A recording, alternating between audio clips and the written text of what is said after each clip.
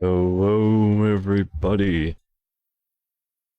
Welcome to the stream. It's been a bit streamed, mainly that was due to my own IRL chaos. Come on. Transition, please. Gotta love how sometimes it does. Takes a bit for it to transition in. Are you seriously going to be doing this? I had to move around cables. A bit ago, I moved around cables because I had to clean my keyboard. So I literally had to take it apart because it needed a deep cleaning. Took it apart, cleaned it, and all that. So that thing's fabulously clean now. But yeah, most stuff of why, we haven't done the KOTOR streams is simply because I haven't had the time. My schedule's been messed up. Too much IRL chaos on my end. X is one of the most understanding, patient guys. Just goes, just told me, it's like, hey, just let me know whenever you want to restart it, okay? So, yeah.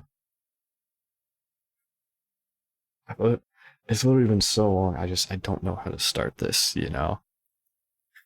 Alright, we're going to be doing Mass Effect Legendary Edition. We've done this once before. We played through this entirely Mass Effect 1 Legendary Edition before, on stream before. Gotta turn the fan on. But yeah, some people were like, hey, it's not on your YouTube for your VODs. Yeah. That's called, I've had several games where I fucked up and forgot to send the VOD to YouTube. Oops. So my playthrough of the most recent Tomb Raider trilogy, Tomb Raider 2013, Rise and Shadow, yeah, I played through those. I believe I did it on the hardest difficulty too. 100% of those bitches. And I don't have the VODs for them. Oops. Yeah. That sucked. Mass Effect 1, I lost that VOD too, because I wasn't, got transfer it, so. Then there's the fact of, I forgot to transfer some of Mass Effect 2's VODs. I never got transferred all those.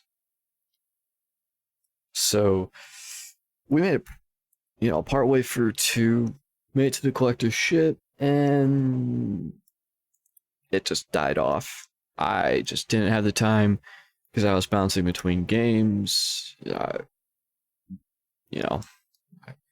IRL chaos, bouncing between different games like an idiot. I had some real difficulties. That's the thing about me being a streamer. I've had some real difficulties. We're even coming up this month on my 1-year anniversary of streaming. So, yeah. Okay, so this is modded. I'm going to mention before we get into anything, I'm going to open my notes and mention the LE1 mods we currently have. So, we have Charted Worlds LE1. I'm going to mention most of the stuff you can find on Nexus. This is where I got my mods, was from Nexus mods. I know I don't really care for Nexus mods either, but hey, fortunately they're a modding source and they're a pretty decent one, unfortunately. Alrighty, so past that, I forgot to shave earlier. Oops. Yeah, past Charted Worlds, I should first off mention, yes, we're using M3 tweaks. The modding like the mod launcher that everyone fucking knows. So, yeah, we got, M3. We got the mod launch, the classic Mass Effect mod launcher. Like I said, we have Charted Worlds LE1. We also have Galaxy Map Trackers LE1. Charted Worlds. I'm sure some of you are like, Charted Worlds, why? This way I don't have to fucking open shit and I can just like see it's like, oh, here's where I go for, grabbing this mineral, that mineral. Literally the sole fucking reason for having Charted Worlds is just so it will put a map marker for the goddamn fucking, those straight up just for those map markers for the minerals. The things that don't appear until after you've claimed them. Yeah, I don't like that. So I straight up just picked up Charted Worlds just for that. Galaxy Map Trackers. Hey, I mean, I like to be able to see on the Galaxy map where the fuck my assignments are. Alright. Mission timings, LE1. Ever get sick and tired of Vermeer popping up? Say you just completed Theorem, you haven't done Varia or Pharos yet, and Vermeer pops up? I know, I'm sick of it.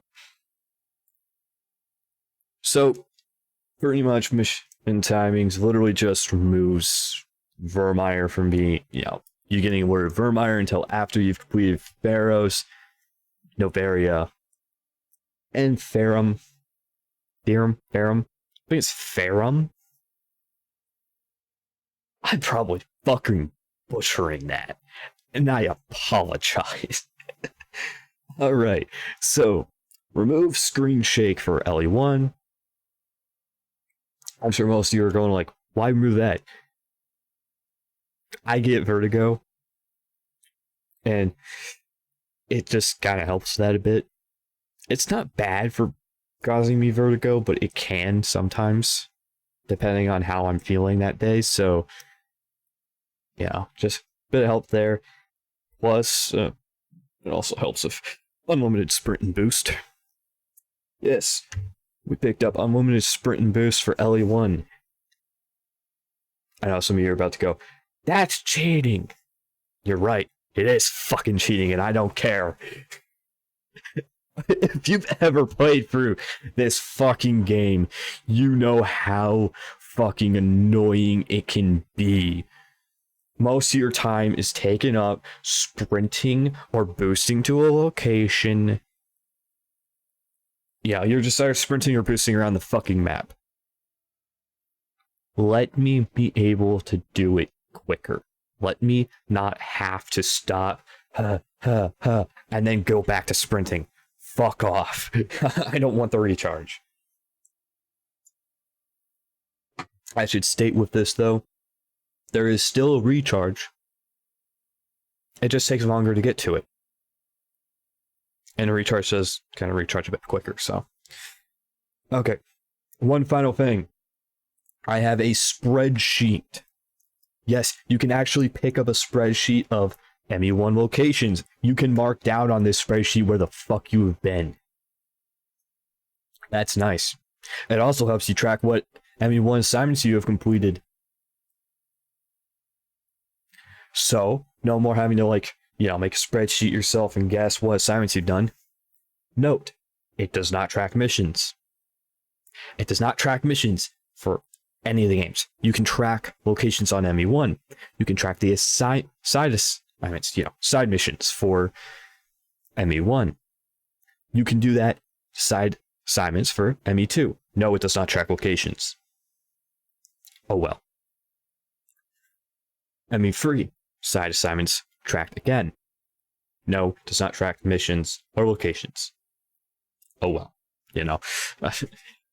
Honestly, just being able to track the assignment and see where the fuck you are on those is useful enough. I mean, damn. Why the fuck wasn't this a thing? Yeah. I'm like here, it's like, Why the fuck did I know this sooner? Huh? Why did I go look for this sooner? There are straight up mods here, most of them. Here are just like quality of life shit. Now I should mention, when we get into ME2 and ME3, we're gonna have some more fucking mods than we have in ME1. Yeah, some of those are quality of life. I'm just gonna mention, unlimited sprint's gonna be a thing throughout the entire trilogy for me. I ain't got the fucking time to keep sprinting around for nothing. So, moving screen shake and sprinting are going to be common reoccurrences. Then you got, making people silent. Say with ME2. Oh, maybe a one probe. One probe's pretty nice. Not gonna lie. Probe is pretty nice. So, I'm also going to mention sometimes you'll see where I will alt tab. More than likely, I'm alt tabbing to update the spreadsheet. It is what it is. Please try not to get too upset with me. Please have some patience. Okay, we spent like 10 minutes fucking pissing around here. Start new career. Welcome to Alliance Military Database. Classified information requested. Establishing secure connection. Secure connection confirmed. Alright. Give me a second. Yes, I am alt tabbing. Just checking. I was also going to quickly read out stuff. Yeah, it does.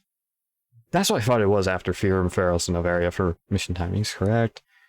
It also delays Kahoku's message about Cerberus until Pharos and Novaria are completed, since UNC Cerberus features enemies included in both missions. Fair enough. Can't be too upset about that. Yeah, ME3 tweaks mod manager is what we use. So M3 tweaks. Okay, currently have it tracked ME1 locations. Good.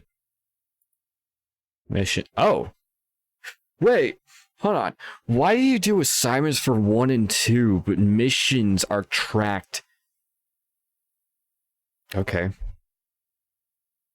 Alright, so ME3 actually tracks main missions. Okay, I guess there must have been a change in system for those? Odd. Okay. Now, one thing I was going to do is I noticed the audio could be better.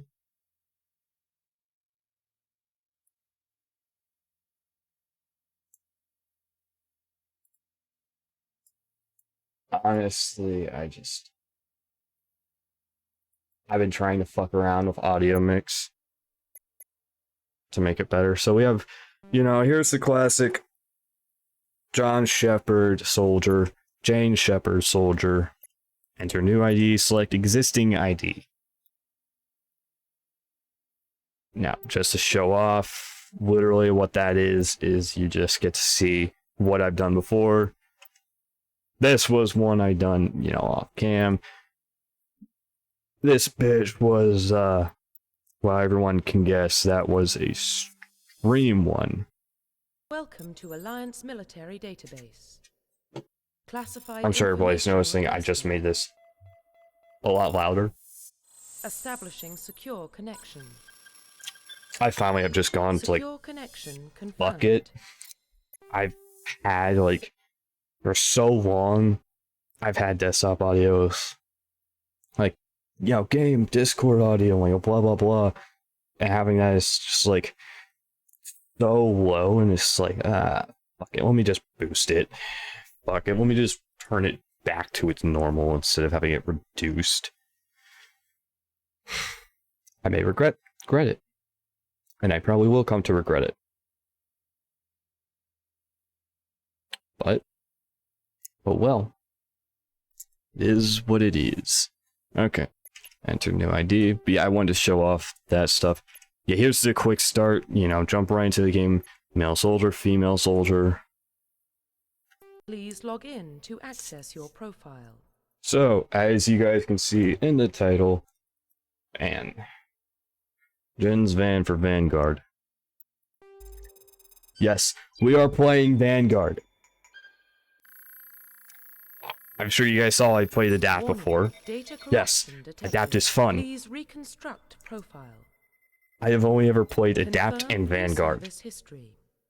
I'm sure some of you are going like, well, Adapt's kind of strong. Yeah, it is. Vanguard's kind of strong. Yeah, it really fucking is. Pistols in this game are just plain fucking ridiculous. Vanguard. Depends on luck.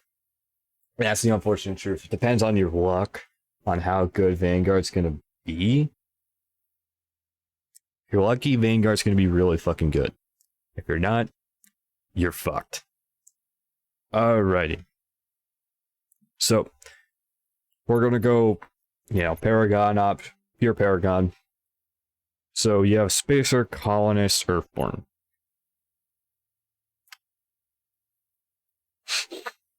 I realize my webcam is covering that up. I'm sorry. Yeah, Mel is Colonist. Here's Earthborn. I'm not moving my webcam. Sorry, everyone.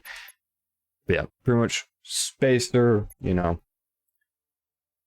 Pretty much Colonist, you're born and raised on Mindor. Small border colony, Attic first. When you...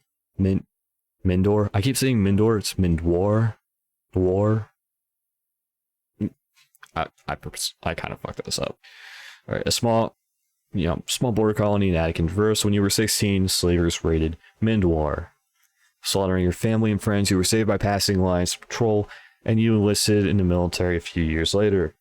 I believe the way the lore works, the way the lore is, I believe you're like 29. Shepard's 29 when this shit happens. Earthborn, you were an orphan raised on the streets of the great metropolises covering Earth. You escaped the life of petty crime and underworld gangs by enlisting the Alliance military when you turned 18. And there's a Spacer. Both your parents were Alliance military. You know, pretty much you followed in your parents' footsteps. You grew up, you know, ships, stations. You never really had a home. You were a military brat. That's what Spacer is. You were a military brat. Spacer's pure, you know, you're Paragon, Soul Survivor, War Hero, Ruthless. So top is always Paragon, middle is always middle of the road, Ruthless. Yeah, say like Ruthless. The bottom is always Renegade. Always Renegade. There is never a bottom option I can't think of a bottom option I've ever seen in this series that ended up being a fucking Paragon. It's always a fucking Renegade. And yes, that is the system for Mass Effect. If you have never played the Mass Effect games, well, fuck, you're probably gonna get some spoilers. I'm sorry. You know, I'm playing this as if someone has played this before. You know, when you play modded, you pretty much treat it like someone's played it before, which I have. And I'll admit, I've never fully played through 2, and I've never played free, but I have seen them played through, so I know the story. If you don't know the story, I'll try my best not to spoil it too bad. So, like I said, Soul Survivor, during your service mission you were on went horribly wrong, trapped in an extreme survival situation. You had to overcome physical torments, psychological stress that would have broken most people. You survived while those around you fell, and now you alone are left to tell a tale. UNC dead scientists. All I'm gonna say. UNC dead scientists. Soul Survivor has a great interaction with that. Military specialization. Alright, we're going to show off the looks of each, you know, each specialization for the background we're going to show off. I'm also going to state I already have the achievements for every single, use every single power 25 times, play 5 missions with this companion. I already have all that.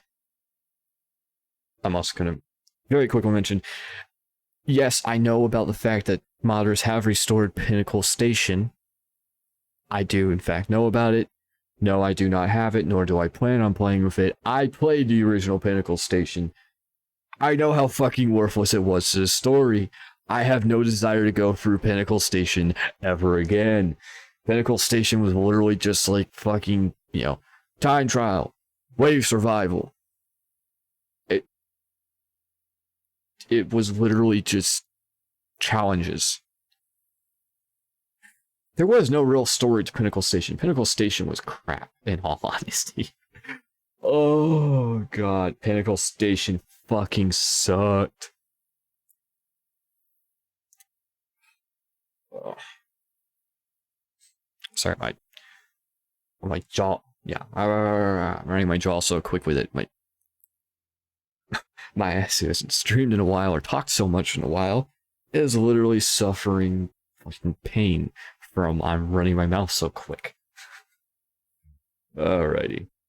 Okay. Oh, I just know it. Ah, you motherfucker.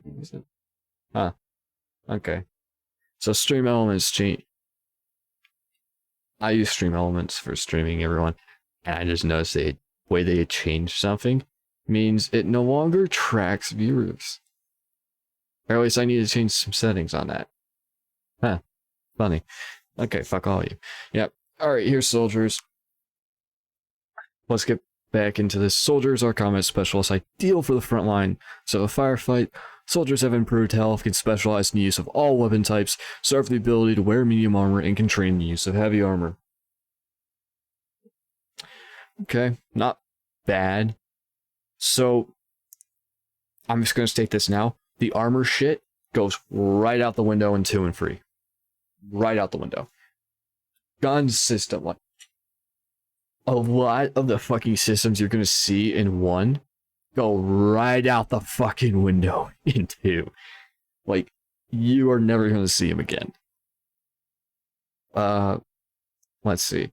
So, the fact that you don't have to pick up ammo in this game. Yeah, ME1, you don't have to pick up ammo to replenish your, ammunition or anything like that. ME2 and 3?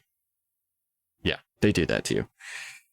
It is annoying that they did that. I don't know why they did it, but, like, whatever, Can't be helped. I really wish they hadn't done it, but whatever. Okay. Past that, there's also the current leveling system you'll see in this one. It goes right out the window. A lot of the RPG like mechanics that you will see in Mass Effect 1 go right out the damn window in 2. Don't get me wrong, Mass Effect system really did find its stride like 2, 3. That doesn't mean it didn't fucking suck the way they changed it.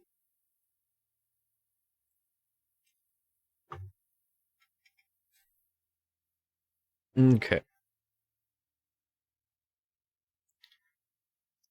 Oh, yeah, let's not mention the original fact of the going from 1 to 2. Original trilogy, 1, you had 60 levels. That was the level cap. Level cap for 2 and 3, 30. So, in Legendary Edition, they changed that to be, have the Legendary Edition leveling, which is 30, or Classic 60. We use Legendary Edition here because it's just easier.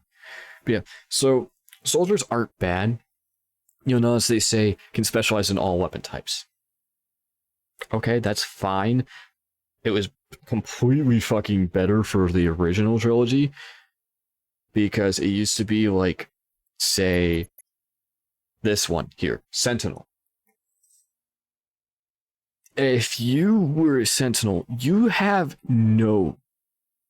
received no specialized weapon training.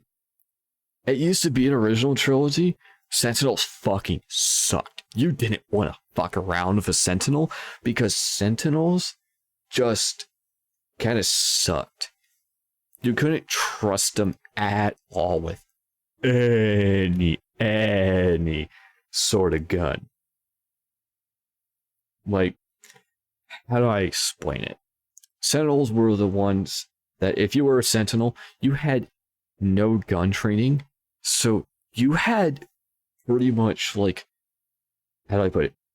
It's like the joke of like holding the breath and then suddenly your gun suddenly goes wild once you release it in Call of Duty. Yeah, it's like that. Except all the fucking time in the original trilogy was the way it would be for a Sentinel. Your aim sucked. Like, you were passive as shit and you had to use the abilities. You know, typically they use biotic abilities and advanced healing skills to defend allies, though they can also disrupt opponents with biotic or tech attacks. You'll notice that you're only using your abilities. You're not using anything else if you're a Sentinel. Now, ME2 and Free Sentinel? Pretty fucking decent. Hell, if not outright fabulous. Sentinels became a lot fucking better in 2 and 3. Infiltrator. Okay. Infiltrators were specialized for long range, snipers. Yeah. I'll explain. Classic soldier, weapons. Here's your techie. Space mage. So, engineers to techie. Adapt. Straight up space mage. Infiltrator. Soldier engineer combo. Sentinel. Adapt. Engineer combo. Vanguard. Soldier. Adapt. Combo. That's literally what the bottom 3 are. They are just combos of the top 3. Excuse me, I've got a bit of stomach acid. Sorry about that. But yeah, engineers useful. I prefer that my companion be, one of my squad be an engineer or sentinel or something like that. Adapt. You can get away with adapt. Adapt are pretty actually pretty good all around. Soldier and adapt are pretty good all rounders in this one. Infiltrators are actually kind of powerful.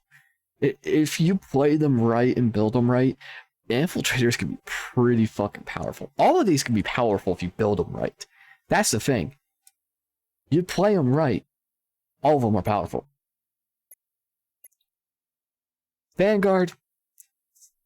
Biotic warriors. They combine biotics and weapons to take down opponents and are especially deadly at short range. They specialize in pistols and shotguns and wear medium armor. Pretty much run and gun. That's what Vanguards have Vanguards and this one aren't exactly the running gun they become in 2, 3, and Andromeda.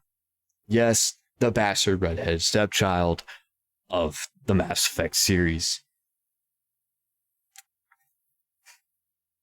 But I found Andromeda to be pretty decent, but that's my opinion. I won't lie, there were problems with it.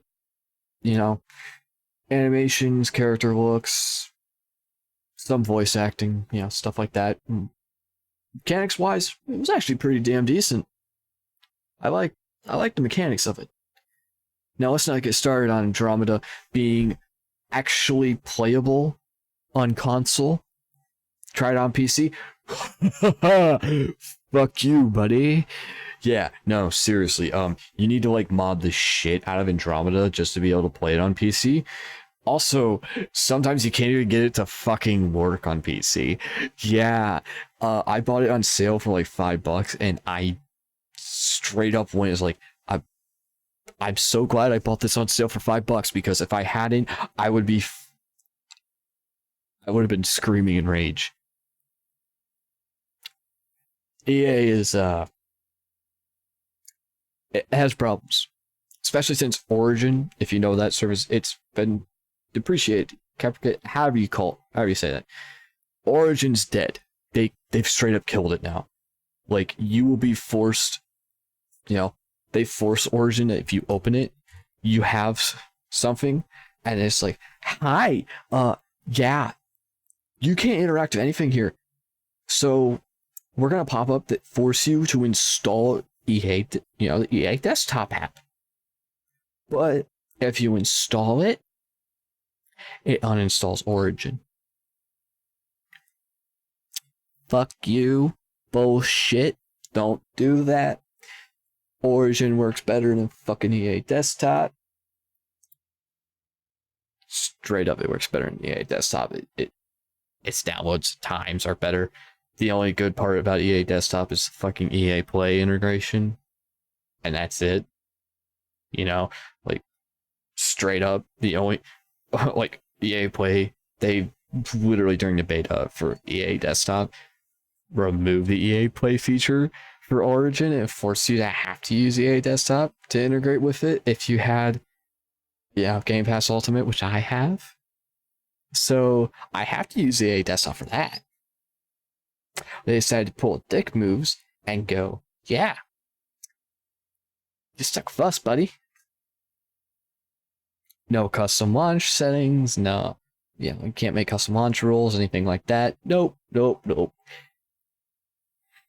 Yeah, trust me, if you look through the forums on that stuff, you will see a lot of pissed off people. And I don't blame them. Because during the original beta, even though it's technically still in beta, yeah, seriously, EA Desktop's still technically in beta. Except, guess what? We got rid of our old launcher for a piece of shit beta that doesn't fucking work half the time. Can you tell I'm sour? I'm still very sour over it. Okay, let's actually get into this now. I've been pissing around so long. Yes. So, if you have played this before, you will notice that this is not common. Very much not common. So, I played this before, played through it before on Insanity and everything. I pretty much have completionist this bitch before. Now, sorry about that. That was itched. When you do the achievements for, you get bonuses for using the powers. Because I've used powers before, I get the option bonus town. For Vanguard, you want electronics, which is the one I'm hovering over right now. Can't see it because of my big ass head of my cam. Sorry. Nothing I can do about that. Oh, sorry about that. Pop my neck. Alright. Electronics is the best thing to give to a Vanguard, because it makes it a bit more robust. But pretty much, yeah, you get singularity, stasis, dampening, hacking, electronics, decryption, first aid, medicine, assault rifles, sniper rifles. These are the options I have. We're going electronics. Just because electronics is best for Vanguard. Also means I can, be able to hack stuff with electronics, which is nice. Yay! Okay, as I was going to say, that's the bonus you get if you do the powers. If you do the stuff like play 5 missions with this companion, you get benefits. Play 5 missions with one of the companions, we'll just say his name, Rex. You play 5 missions with Rex. You get, what is it, one health regen a second? I believe that's not a natural thing for this, is you don't automatically health regen unless you have that. So, yeah. trust me, we like health regen in this game. Health regen's very nice. I'm also going to state, I know there are community patches, stuff like that, for this game. I don't play with them just because I don't feel like playing with them. Don't get me wrong, typically if you have a community patch for a game, you're going to want to use it because 9 times out of 10, they're better than the base game by a lot. Now, sometimes they fix bugs and stuff that you want to take advantage of in a game. Skyrim. Yeah, I'm salty about that. Sometimes community patches on those break some of the bugs that you can take advantage of in Skyrim. But we don't have to worry about that here since we don't have a community patch. Confirm Okay, electronics. Identification. We're going to go with plain base shepherd, FemShep look. This look was the look that they chose, finally settled on in Mass Effect 3. What was funny was they, like, Mass Effect 1, 2 had completely different looks for the original trilogy. 3 had a good look, finally what everyone said, what they settled on, what's on, promotional stuff and all that. Mass Effect 1 and 2, 3, they already, had, male Shep, he looks the same always. His was settled the second he was created, pretty much. FemShep, they just couldn't decide. They eventually put it up to a poll for the fans. Oh, let's just put like this. They pretty much said, fuck all you guys. Because fans wanted to, blonde Barbie, pretty much, was what everyone was called. What the votes were, pretty much what they were. Was fans saying blonde Barbie, and they just went, no, we don't want that, no. And they made this, which is honestly iconic and the best fucking one, in my opinion. Like, when you look at the originals, trust me, you will see that ME3 had the best FemShep look. It's best. They finally solidified on this one. Hallelujah type thing. Okay, let's get into this finally. Profile reconstruction complete. Okay, here. Oh, look at that. I don't really cover it up. Okay. Name Jins Van Shepherd. I didn't think about that. That's funny. Okay. Origin, Spacer. Reputation, Sole Survivor. Class, Vanguard. Talent, Electronics. Okay, except... sorry about that yawn. I'm still waking up, and yes, I am waking up. Not getting tired. I'm waking the fuck up still. That's how fucked my my schedule is.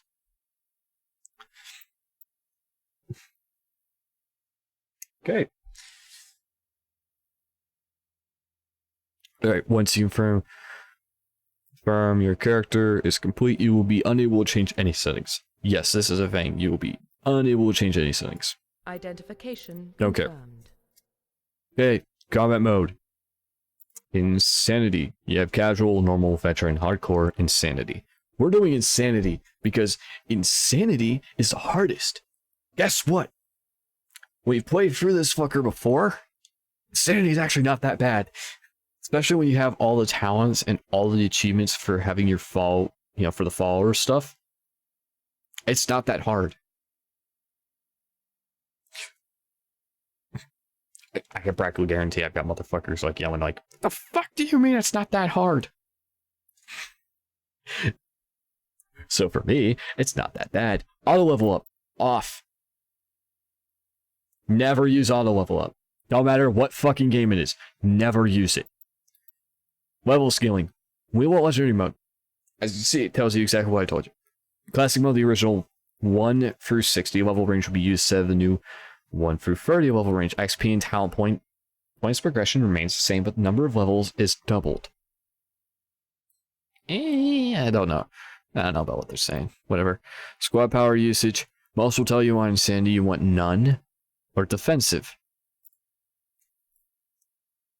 I personally do not give a shit about what my squad mates are doing, because a lot of the times the AI for me actually is helpful. Yeah, shocker. Pretty much, I have a bad habit of not prioritizing what the fuck my squad mates are doing. So I just like let the AI just make the decision. It works for me. So yeah. Alright, subtitles. Yes, we have that on. Subtitle size just before all titles and launch for settings. That is true. Autosave. If you're on Insanity and you're not using autosave, I don't know what's wrong with you. You know, if you're on Insanity, autosave is a must. Enable tutorials. Fuck tutorials. I don't want those pop-ups interfering with cutscenes, and yes, they sometimes will fucking interfere with the cutscenes. I don't want that. Except the relay. Woo! Relay!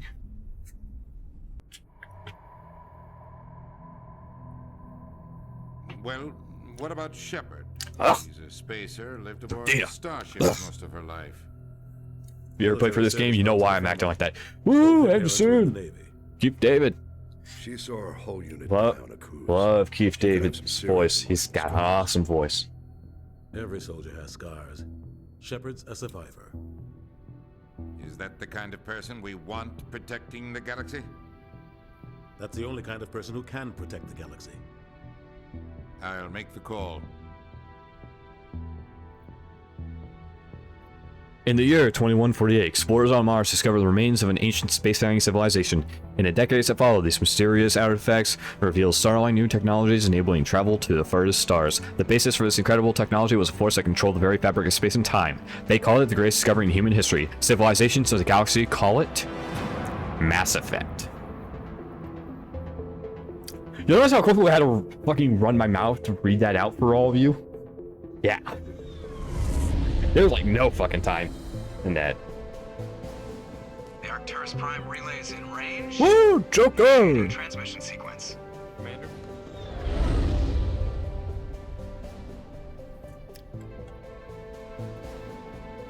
I love how if you pay attention, you notice that we start in the Transit mass and destination. whole system, which is absolutely awesome. The relay is hot. Acquiring approach vector. Man, the Normandy SR1. All stations secure for transit. I believe SR stands for Special Reconnaissance. Oh, yeah. And by the way, yes, this is part of the thanks. Like, I have music disabled. Approach run has You'll notice there's still music. There's no choice on that. Which is slightly annoying. I believe in one of my playthrough, I believe I might have actually muted it. I don't care though. If I get hit for this, I'm gonna be pissed type thing, you know? Because a lot of people show that music. So if I get hit for it, I'll be pissed. Check. Navigation, check. Internal emissions sync engaged. All systems online. Drift, just under 1500K. 1500 is good. Your captain will be pleased. I hate that guy. Nihilus gave you a compliment. So you hate him. You remember to zip up your jumpsuit on the way out of the bathroom? That's good. I just jumped us halfway across the galaxy and hit a target the size of a pinhead. So that's incredible. Besides, Spectres are trouble. I don't like having them on board. Call me paranoid. You're paranoid. The Council helped fund this project. They have a right to send someone to keep an eye on their investment. Yeah, that is the official story. But only an idiot believes the official story. Alright, here's where we have the option. If we say cut the chatter, we'll get renegade points. Reacting. Yeah, kind of neutral. I agree. Paragon, pretty much. And anything, if you see something over here that lights up blue, it's for ME1. You see it. Anything that lights up blue. Alright, how do I quickly put it? If it lights up blue or is in top right, it's Paragon. If it's bottom right or lights up red, Renegade. And ME2 and 3, you have Paragon and Renegade interrupts. We're not going to really be bothered with those. Okay, I agree. Send Spectres on shakedown runs. So there's Jennifer more going Hale, on here than the captain's fabulous voice. You know, Joker. a lot of the people in this Just cleared the have master relay, fabulous Captain. voices. Stealth systems engaged. Everything looks solid. Good. Find a comm buoy and link us into the network. I want mission reports relayed back to Alliance Brass before we reach Eden Prime. Aye, aye, Captain. Better brace yourself, sir. I think Nihilus is headed your way. He's already here, Lieutenant. Tell Commander Shepard to meet me in the comm room for a debriefing. You get that, Commander? Is he upset? I heard you made him mad. I believe on this one you don't actually get renegade points. It's just like smartassery. I like this option though. Great. You pissed the captain off and now I'm gonna pay for it. Don't blame me. The captain's always in a bad mood. Only when he's talking to you, Joker. I love Joker. Joker's awesome. The captain's waiting for you in the comm room, Commander. You probably don't want to keep the captain waiting, Commander. Also, I'm going to state this portion of the airlock will become very important. Here's the journal stuff. We don't really care. Assignments. Side mission. Whatever. Okay. Here's inventory. Level up stuff.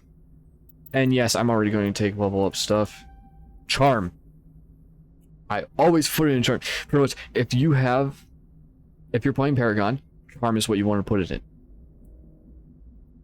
Yeah, new skills will unlock when you use Spectre, and as you earn Paragon points, Spectre, Renegade. See, Intimidate is Renegade. This is Paragon.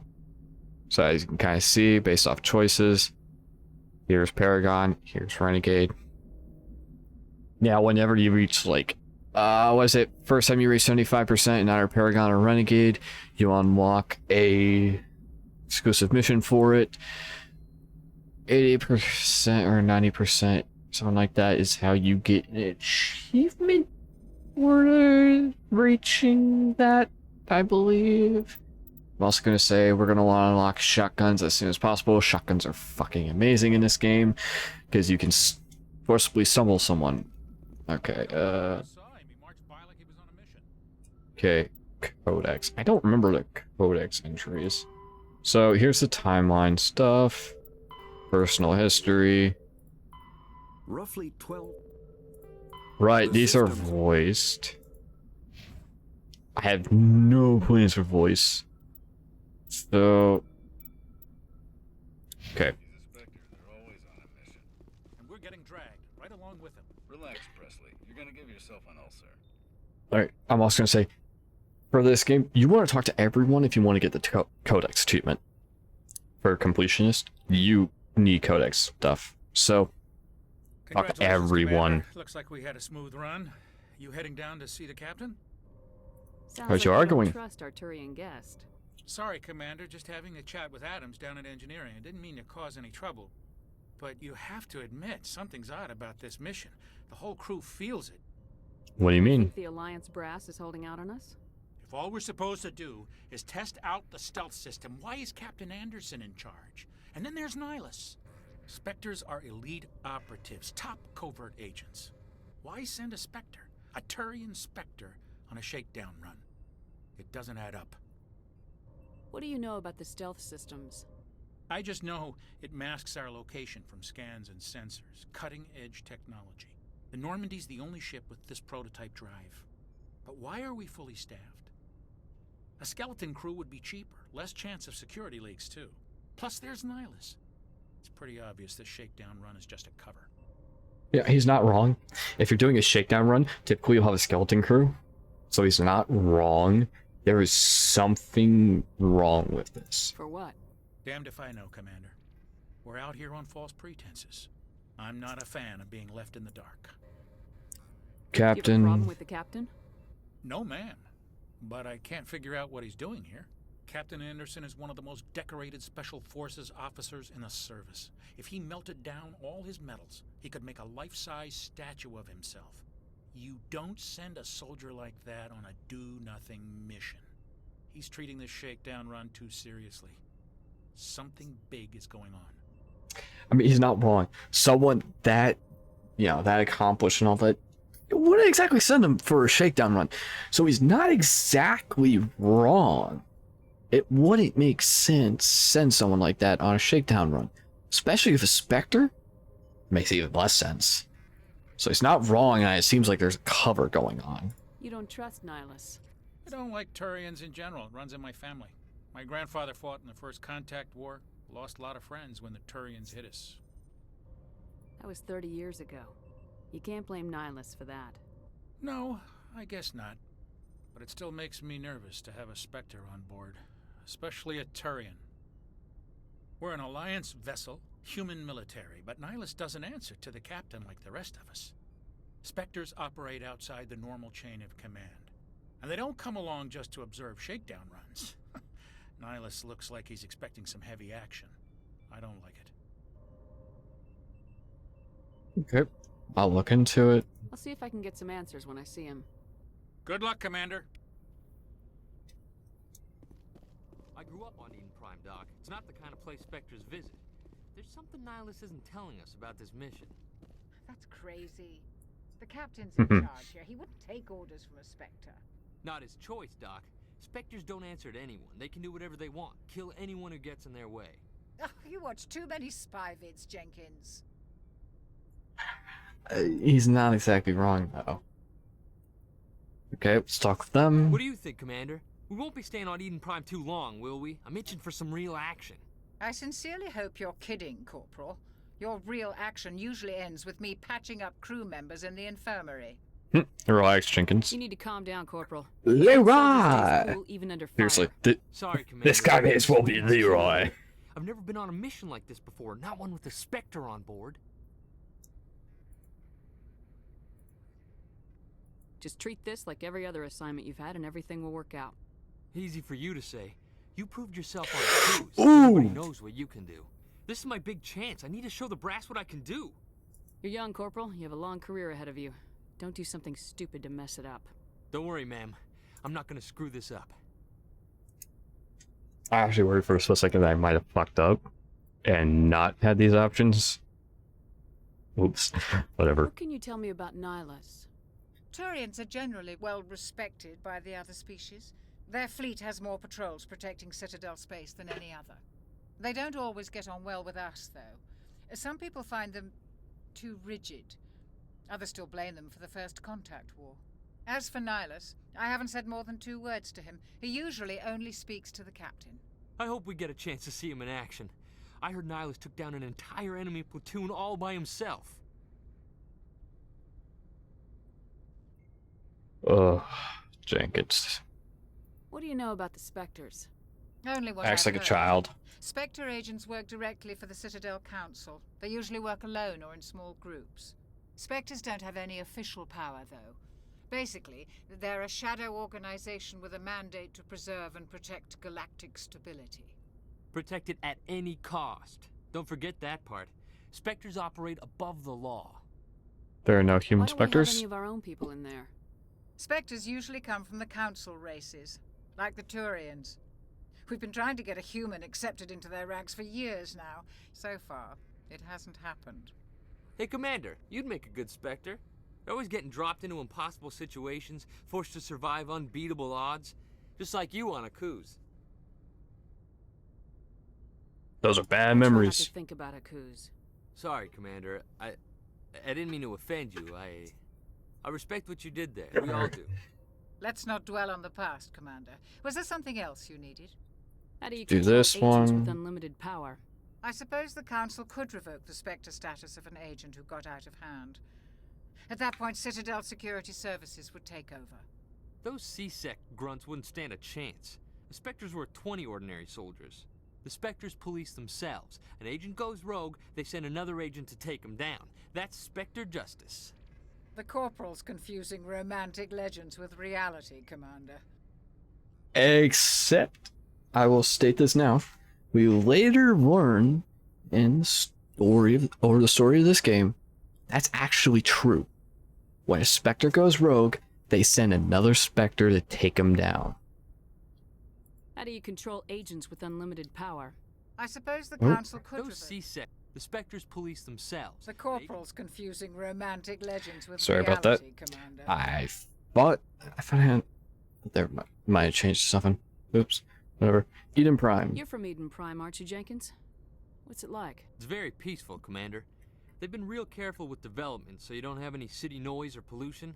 My parents lived on the outskirts of the colony. At night, I used to climb this big hill and stare across the fields back at the lights from the main settlement. It was gorgeous. But when I got older, I realized it was a little too calm and quiet for me. That's why I joined the Alliance. Even Paradise gets boring after a while. Where are we going Any there? idea why Eden Prime was chosen as our destination? Not really sure, Commander. Eden Prime's one of our most stable colonies. Good place to take the Normandy for a shakedown run, I guess. No real danger there. There's gotta be something else going on. We've got a Spectre on board. That's why I'm so wound up. I can't wait for the real mission to start. He's not wrong. I mean, for a shakedown run, you typically would want to take it between your most stable places. So, it's not wrong to want to do that. Just a question of why. The Okay, captain's goodbye. Goodbye, Commander. Oh my gosh. Alright, here we go. I literally have no desire to fuck around with Codex right now. Okay, set a leg. Oh gosh, I'm able to do the slow step, yeah. Yeah, you gotta love that shit. Commander Shepard, I was hoping you'd get here first. It will give us a chance to talk. It's Captain The Anderson. captain said he'd meet me here. He's on his way. Okay. I'm interested in this world we're going to. Eden Prime. I've heard it's quite beautiful. I'm just gonna say this now. They make Nihilus out seem so fucking shifty and shady, and it's like, nah, actually, it's not as bad as you think. Nihilus isn't as bad as you would think. Beyond beautiful. They say it's a paradise. Yes, a paradise. Serene, tranquil, safe. Eden Prime has become something of a symbol for your people, hasn't it? Proof that humanity can not only establish colonies across the galaxy, but also protect them. But how safe is it really? Yeah, like I said, he seems so, like, shifty the way he talks. Do you know something? Your people are still newcomers, Shepard. The galaxy can be a very dangerous place. Is the Alliance truly ready for this? I think it's about time we told the commander what's really going on. This mission is far more than a simple shakedown run. I knew it. I figured there was something you weren't telling us. We're making a covert pickup on Eden Prime. That's why we needed the stealth systems operational. Why the There secrecy? must be a reason you didn't tell me about this, sir. This comes down from the top, Commander. Information strictly on a need-to-know basis. A research team on Eden Prime unearthed some kind of beacon during an excavation. It was Prothean. Prothean? I thought the Protheans vanished 50,000 years ago. Their legacy still remains. The mass relays, the Citadel, our ship drives. It's all based on Prothean technology. This is Big Shepard. The last time humanity made a discovery like this, it jumped our technology forward 200 years. But Eden Prime doesn't have the facilities to handle something like this. We need to bring the beacon back to the Citadel for proper study. Obviously, this goes beyond mere human interests, Commander. This discovery could affect every species in Council space. Oh, that we can ask this? I was like, it's an honest question, though. Why do we tell the Council? Keep the beacon for ourselves. You humans don't have the best reputation. Some species see you as selfish, too unpredictable, too independent, even dangerous. Sharing that beacon will improve relations with the Council. Plus, we need their scientific expertise. They know more about the Protheans than we do. The beacon's not the only reason I'm here, Shepard. Nihilus wants to see you in action, Commander. He's here to evaluate you. I should have That known. explains why I bump into him every time I turn around. The Alliance has been pushing for this for a long time. Humanity wants a larger role in shaping interstellar policy. We want more say with the Citadel Council. Nah, I'm not gonna say that. That could be a Spectres spoiler. represent the Council's power and authority. I don't. If they accept I'm the trying to like my freedom they best bring, not to spoil it stuff. shows how far the Alliance has come. Not many could have survived what you went through on Akuz. You showed a remarkable will to live, a particularly useful talent. Ooh, I put why you am I as so a tired? What the candidate for the fuck? Spectres.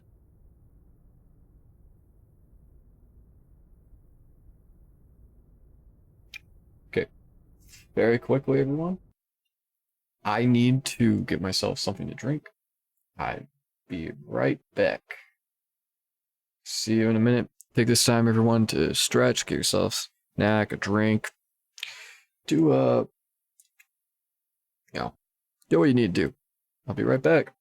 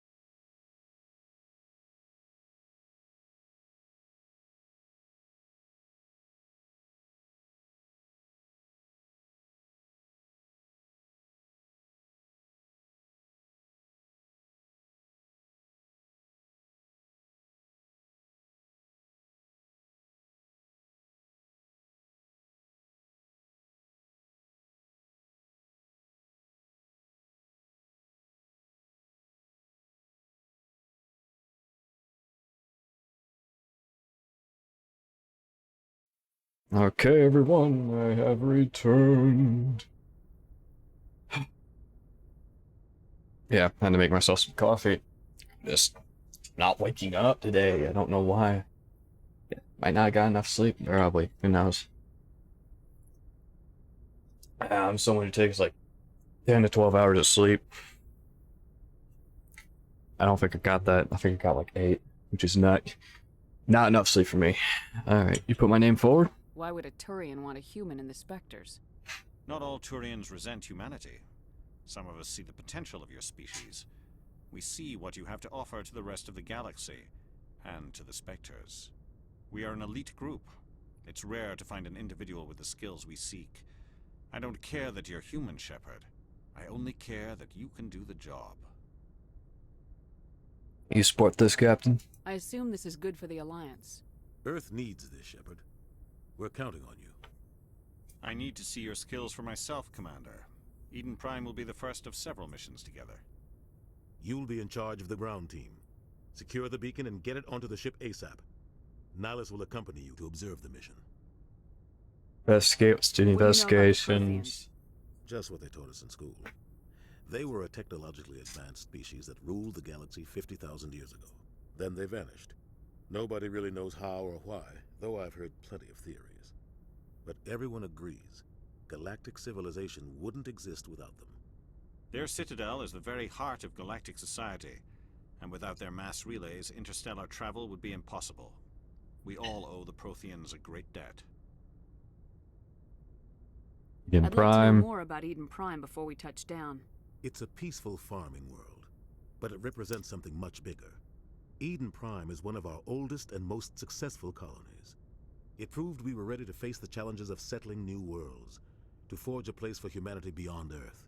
It symbolizes humanity's growth and evolution as a spacefaring species. And after this, it will be known as the world where humans made a discovery of galactic importance. Hey, you're certainly not wrong on that.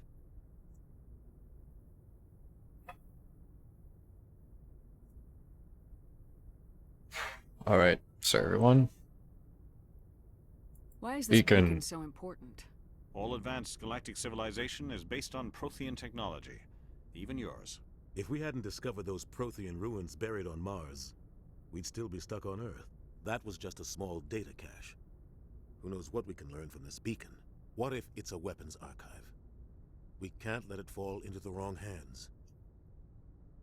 Wrong hands? Like who?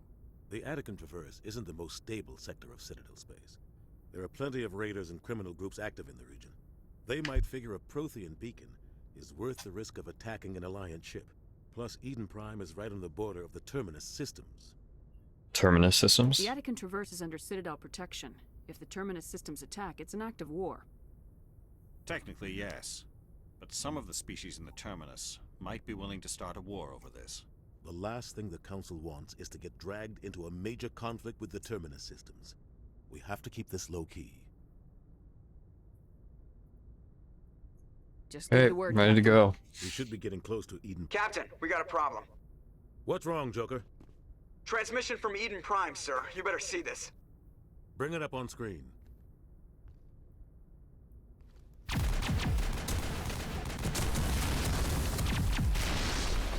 Get down!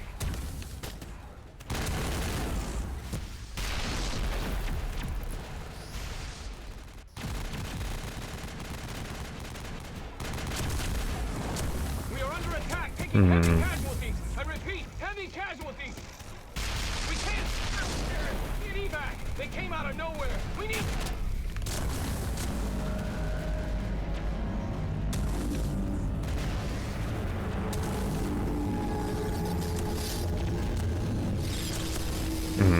Yes, this.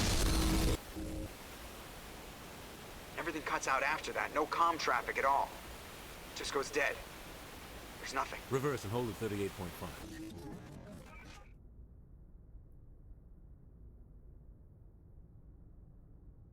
Status report. 17 minutes out, Captain. No other Alliance ships in the area. Take us in, Joker, fast and quiet. This mission just got a lot more complicated. A small strike team can move quickly, without drawing attention. It's our best chance to secure the beacon. Grab your gear and meet us in the cargo hold. Tell Alenko and Jenkins to suit up, Commander. You're going in.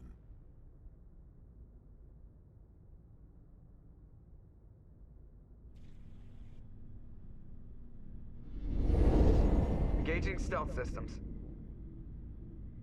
Oh, man. Oh. Somebody was doing some serious digging here, Captain. Your team's the muscle in this operation, Commander. Go in heavy and head straight for the dig site. What about survivors, Captain? Helping survivors is a secondary objective. The beacon's your top priority. Approaching drop point 1. Nihilus, you're coming with us? I move faster on my own. Nihilus will scout out ahead. He'll feed you status reports throughout the mission. Otherwise, I want radio silence. We've You can count on us. The mission's yours now, Shepard. Good luck. We are approaching drop point 2.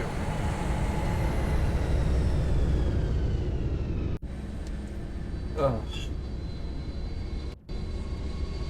Good. First off, do this. No. Okay, here we go. Lenko. In all fucking honesty, just do this. Now I remember why the fuck I always build him a pistol. It's because of this. Yeah, he's a sentinel. See, he has nothing but this for giving him stuff. Okay.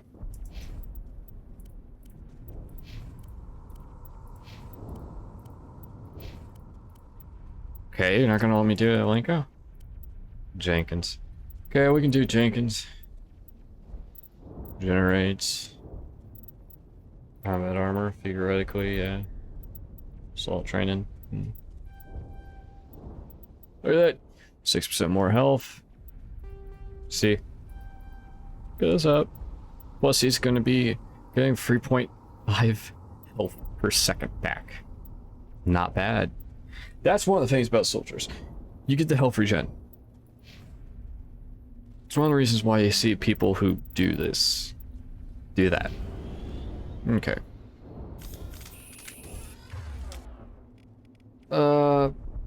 I plan on going this. Show my quick slots. Warp. Throw.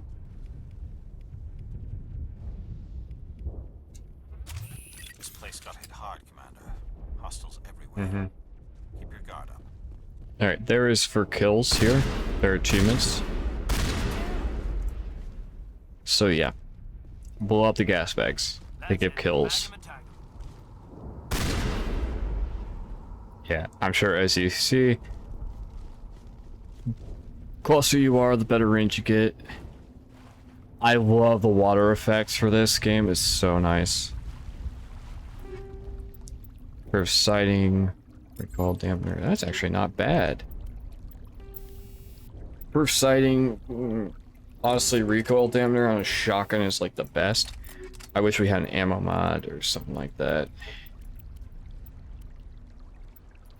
For Alenko, we'll go ahead and give him the improved sighting. It's not really going to do much, but whatever. Okay. First off, we're going to pop back up just to take a quick look. I'm sure all of you can see, yes, this is what the unlimited boost and all that does. In all honesty, this is a very, very beautiful world. Eden Prime has this very beautiful world, but has some of the most tragic story of this franchise.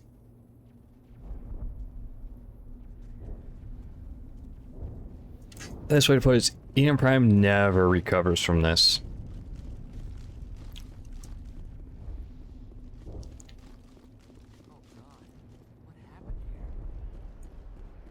Yeah, that's a good question, Jenkins. Yes.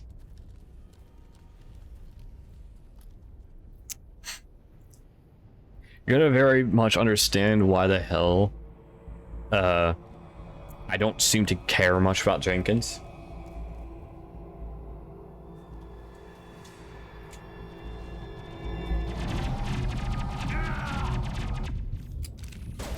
This is why.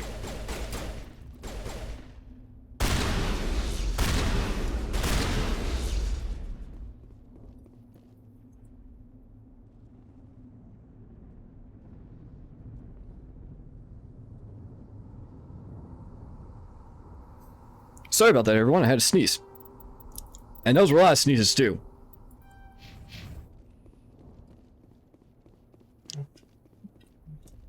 Richard L. Jenkins. I just noticed for the first time. There's a fucking L there. You know someone was thinking Leroy when they did that L. Ripped right through his shields. They're out of chance. Yeah, it's the unfortunate thing is Jenkins died. Like, Jenkins was actually kind of interesting. It would have been interesting what would have happened if Jenkins survived. Huh.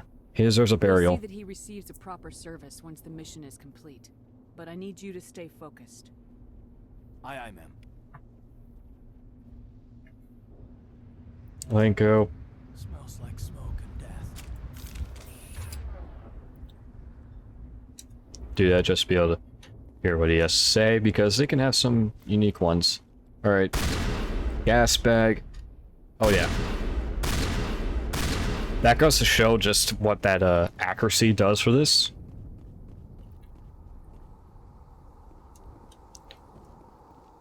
Alrighty.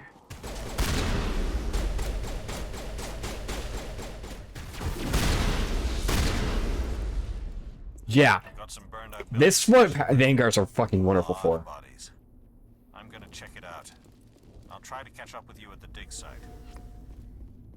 So, by killing even these, you know, the gas bags, you get... There are achievements for kills. Those count for kills.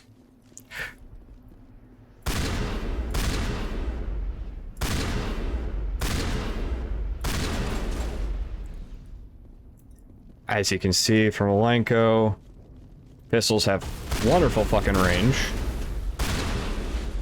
Some of the best range, actually. In all honesty, pistols are kind of like almost like sniper in this. You can do some serious damage with pistols in this game and have some pretty damn good accuracy as well.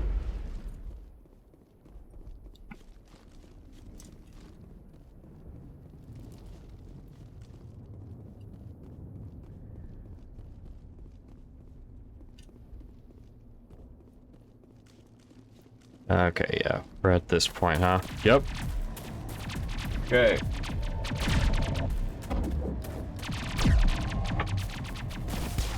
Now that I've woken up and stopped just running my mouth, I am now into that point of just being able to get through this quickly. Ooh! God, yeah, I forgot about that part. Ooh. Rip that man. He's been huskified. That's a hell of a way to say that. Huskified. I don't know what the fuck I was saying. Okay, whatever.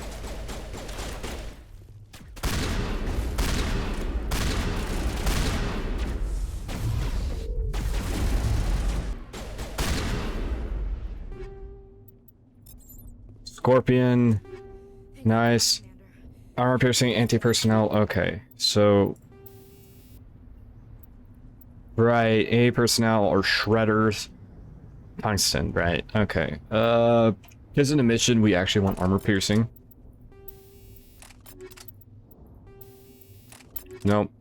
But we have this, which is actually better. Even if it is butt fucking ugly.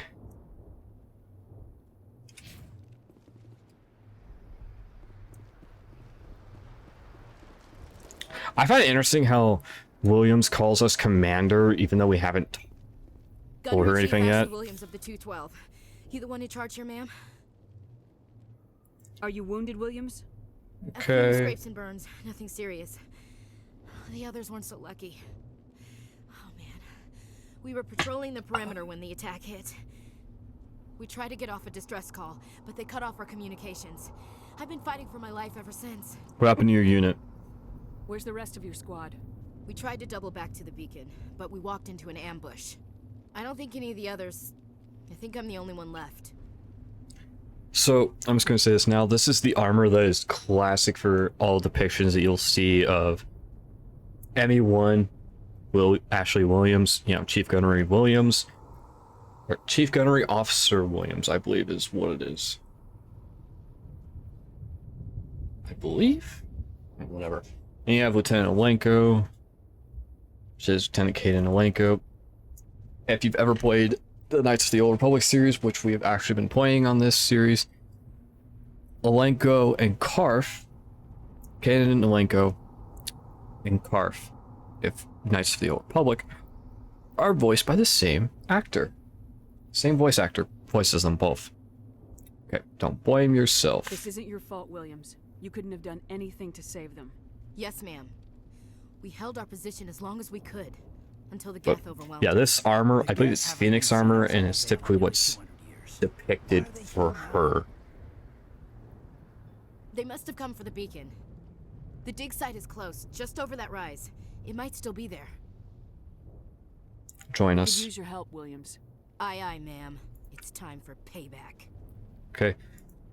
Just go for all the investigate, get codex stuff. Just what I remember from history class back in school. They're synthetics, non-organic life forms with limited AI programming, created by the Quarians a few centuries ago.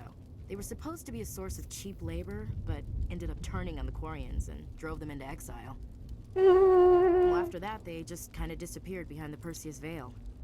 Nobody's really heard much from them since. Alright. I'm gonna actually talk some more here, because I actually like the lore of Mass Effect enough. So what actually happened was, they didn't turn on the Geth. The Geth did not turn on the Quarians. What happened was the Quarians actually turned on the Geth and tried to deconstruct them. The Geth didn't want to die. They also witnessed a literal civil war between Quarians who wanted to deactivate the Geth and Quarians who did not. It was very bloody, and it was called the Morning War. How do I put it? So what was probably one of the more interesting parts of that is what caused it was a Geth went up to a Quarian and asked them, does this unit have a soul? And this caused a panic among the Quarians, believing that they're so intelligent, they're not going to want to be a source of cheap labor and all that no more. They're not going to want to be doing the dirty jobs for the Quarians. They're going to want rights, things like this. We need to deactivate it before it goes too far. And that failed. More Geths in an area, the better their mind. They're a hive mind, is the way they work. So, the more Geth units in an area, the smarter they are. The less intelligence there is.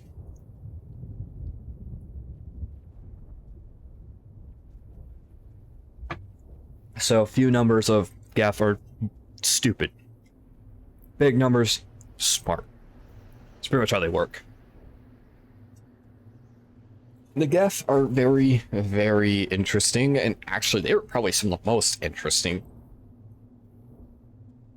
If I had to choose what would be some of the most interesting lore, would definitely be the Quarians and Geth. In reality, I'd much prefer like the Geth lore. They are very interesting. Very, very interesting. Okay. Now we got Geth Beacon. Tell me everything you know about the beacon. They were doing some digging out here to extend the monorail and expand the colony. A few weeks ago, they unearthed some Prothean ruins, and the beacon. Suddenly every scientific expert in the colony was interested. That's when they brought us in to secure the site. I don't know much about the beacon itself, but I heard one of the researchers say this could be the biggest scientific discovery of the century. And the What scientist? happened to the researchers at the dig site? I don't know. They set up camp near the beacon. The 232 was with them. Maybe their unit fared better than mine. Sorry everyone, I was adjusting my pop filter to block less of my view. It was not very well. Okay, before the attack. Describe what happened leading up to the attack. We were sent out a couple of nights ago from the main colony to secure the area. Seemed like a routine patrol until the Geth hit us. We never knew they were coming. Could ask about science again. There's no reason to. Nihilus. I've seen a Turian Spectre around here. There aren't any Turians on Eden Prime. None that I've ever met. Not sure I'd be able to tell if one was a Spectre anyway. If you saw this guy, you'd know. Carries enough firepower to wipe out a whole platoon. Luckily, he's on our side. Sorry. Like I said, no Turians. I hate the fact that they're, like, as you can see, Shepard's holding a fucking assault rifle on this. No, I had a shotgun out, you motherfuckers. And that's... Well, that could be the shotgun, but it doesn't look right. Move Okay, let's go.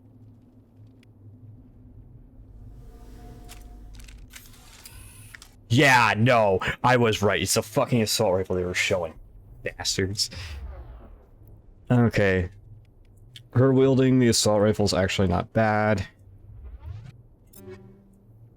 No, you. Okay, so... Literally, this is our replacement for Jenkins. Not gonna let me toggle their helmets for this one, huh? Toggle helmet, I don't like the helmets currently. Okay, so in reality for this one, probably some of the best stuff would be at least one level in soldier, one level in assault rifle, if not combat armor. Possibly assault training. Why do you guys gotta do this shit to me? Okay, look. I'm building bullet sponge for right now. Truth is, we're not going to be keeping Williams. Second we can get Rex, we're switching to Rex. Okay? And Novaria, we'll be using Liara, because it's Novaria. Leads far into this trench. Good to know. We thought this world was safe until the Geth showed up. Smells like smoke and death. Alright, really quickly, I wanted to show... So, Phoenix 1. This is what she has. Phoenix 1 armor, which is actually not bad. It's a medium armor, too. So she literally starts with a medium armor.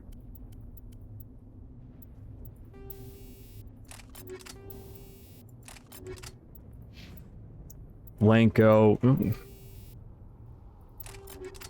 We're not going to be fighting any organics here, but for later, we may as well. Fuck, that is brutal. What they did to them here is brutal. Okay, yeah, we get to see some of this stuff. And here's some of the gaff.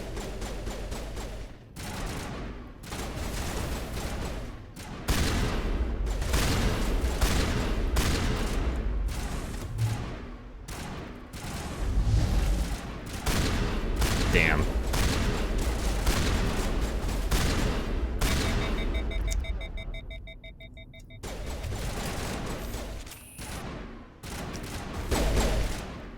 Yeah, as you kind of see, this can be overpowered.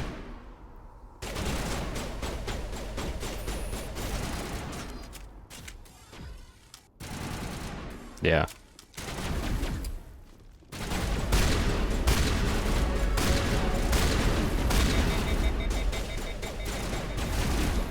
Fuck you. Yeah. That's something you can kind of take advantage of here.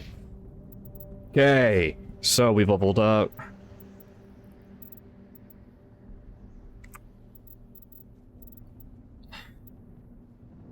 So I'm sure you see shield capacity here is actually very nice. We actually want that. Blanco. Encryption, electronic. Just to like make... Well, actually we don't need you to have electronic.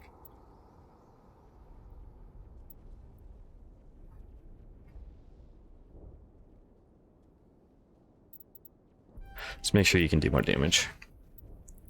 Williams, make sure that you're gonna be fucking... You're a bullet sponge for us, so... Combat armor. We're building bullet sponge. We literally just like want to hit all the way here.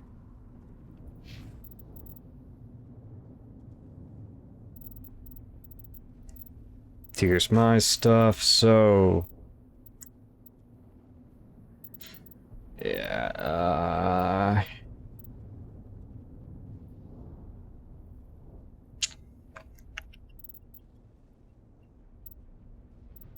So I'm literally trying to figure out how I want to build this. I can do that, but it's not very smart. Let's make sure we get the, you know, pistol.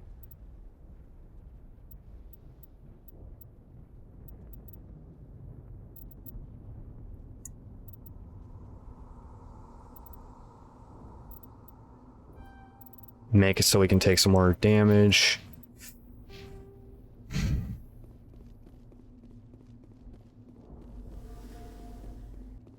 Let's check this crate. Edge, Hurricane, Reaper. Okay, so straight up, Reaper does not fucking matter to me. Hurricane, more damage, less accuracy, less heat sink for more damage. It's tempting, but I actually don't want that. I would rather be able to deal more damage. Okay, Elenco. We'll take this. There's slightly less accuracy, but it keeps the same heat sink for more damage. Kessler versus an Edge. We'll take the Edge.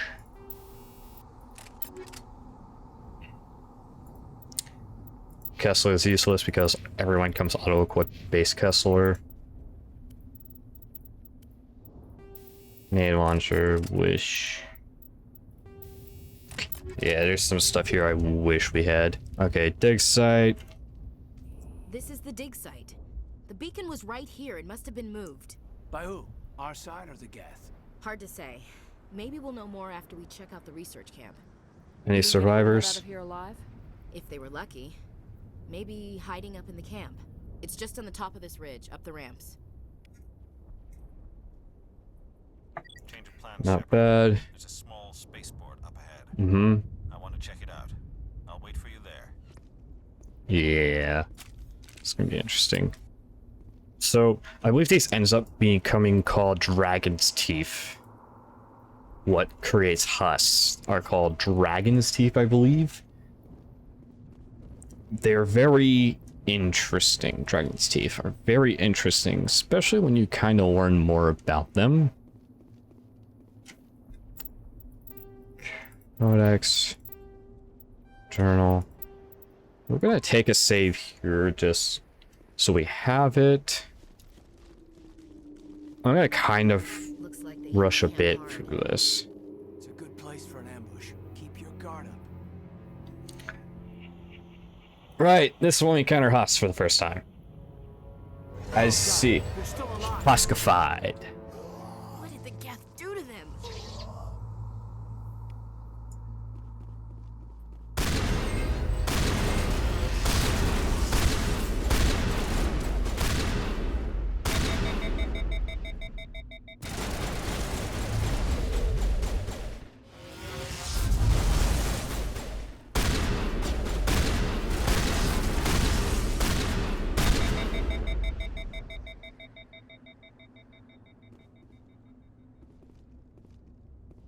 Oh. I'm sneaky. Okay. Avenger 1, I don't really give a shit about. Oh. William. Okay. Okay, you can have it. Liberator 1, worse than Scorpion. Okay, let's see. Same damage protection. Better shields, but less tech biotic. Let's take a look.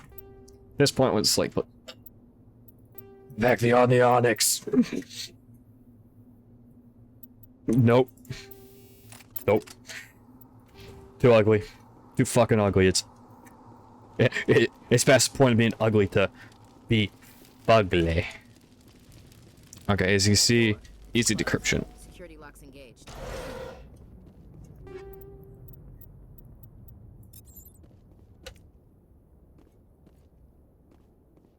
Right, I forgot one of those is just for grenades. Okay, Avenger 1.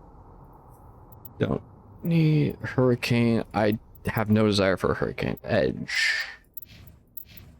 Okay, you have the Edge already. Well, okay, just in case I need to use a pistol, there's the edge.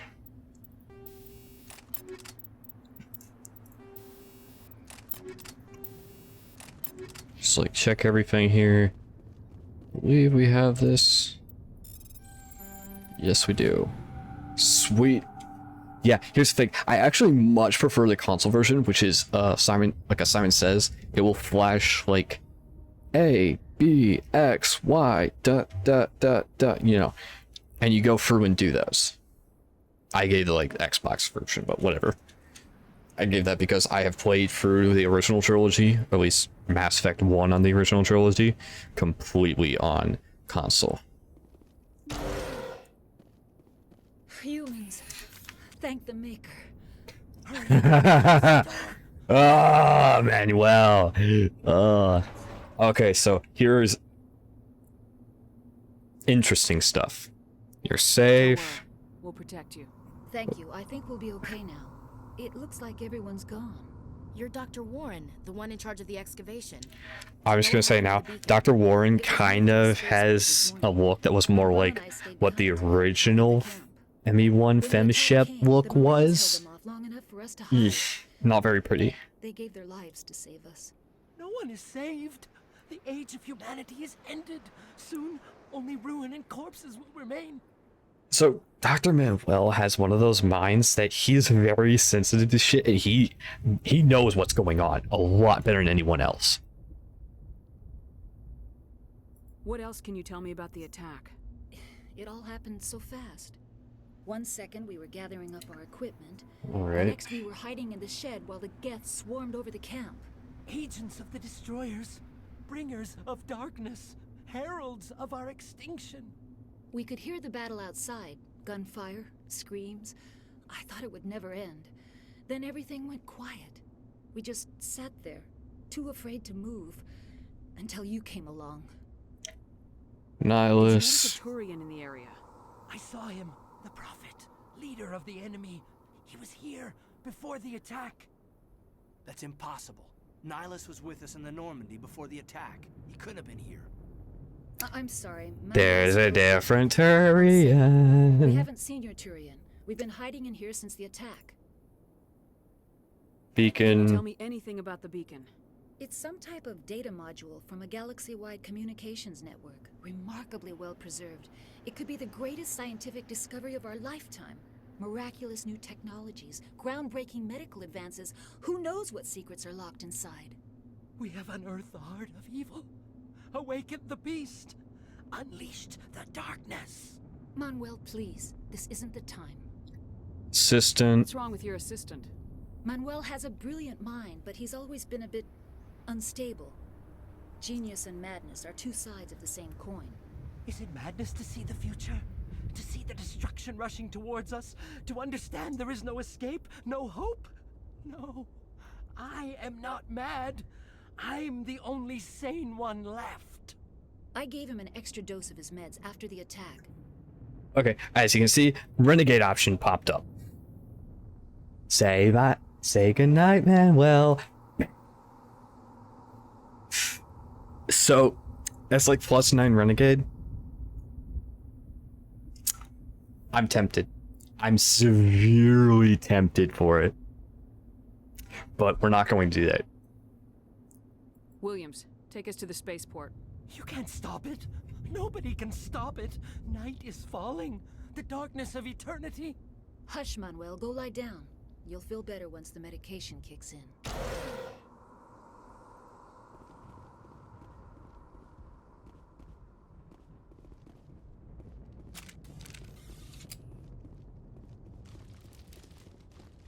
Do a quick check, make sure it was enough. I know we missed here. Okay. I literally do not care about checking any of that. Ooh, right. Right, cutscene.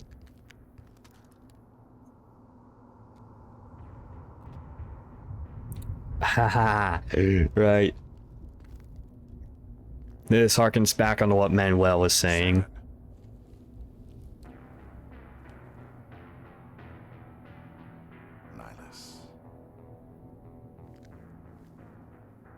This isn't your mission, Saren. What are you doing here? The Council thought you could use some help on this one. I wasn't expecting to find the Geth here. The situation's bad. Don't worry. I've got it under control.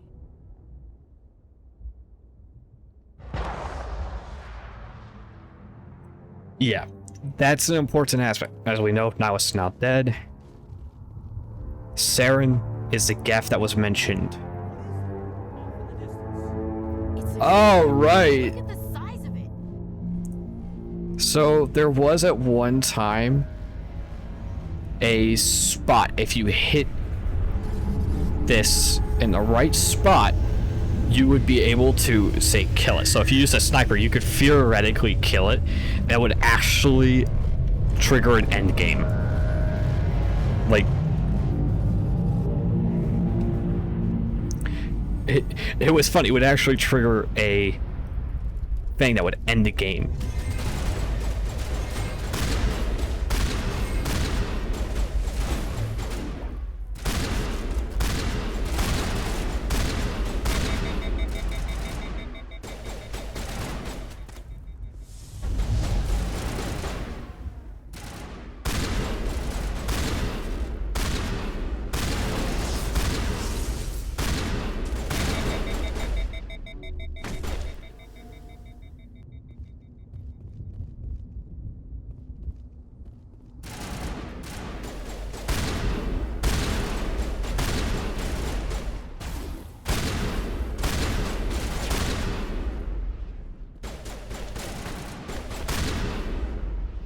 There we go.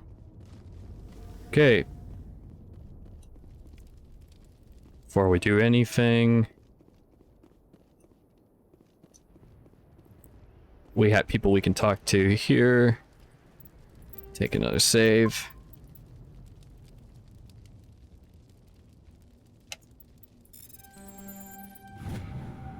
Everybody stay calm out there. We're coming out, we're not armed. Is it safe? Are they gone? It's safe. You're okay now. Nobody's gonna hurt you. Those things were crawling all around the shed. They would have found us for sure. We owe you our lives. I still can't believe it. When we saw that ship, I thought it was all over. It showed up right before the attack. Knew it was trouble the second I saw it, so we made a break for the sheds. Jack Tell me details. everything you remember about the attack. The three of us were working the crops when that ship showed up. We just saw it and ran. I don't know what happened to the rest of the crew.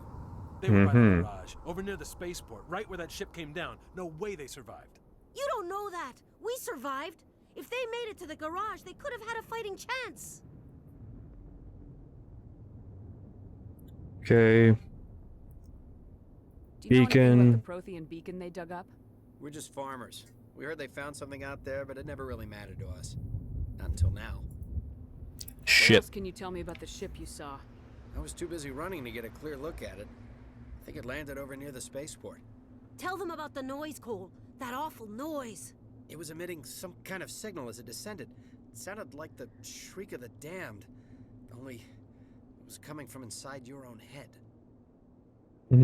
We eventually learn what that was throughout the franchise, what that is. We eventually will learn that. But for now, was it a jamming signal? It was probably trying to block communications. Whatever it was, felt like it was tearing right through my skull. Almost made it impossible to think. I have to go. Hey, Cole, we're just a bunch of farmers. These guys are soldiers. Maybe we should give them the stuff. Jeez, Blake, you gotta learn when to shut up. You should come clean. Tell me, Cole. Some guys at the spaceport were running a small smuggling ring, nothing major. In exchange for a cut of the profits, we let them store packages in our sheds. Smuggling's a crime. You're breaking the law, Cole. We're not hurting anybody.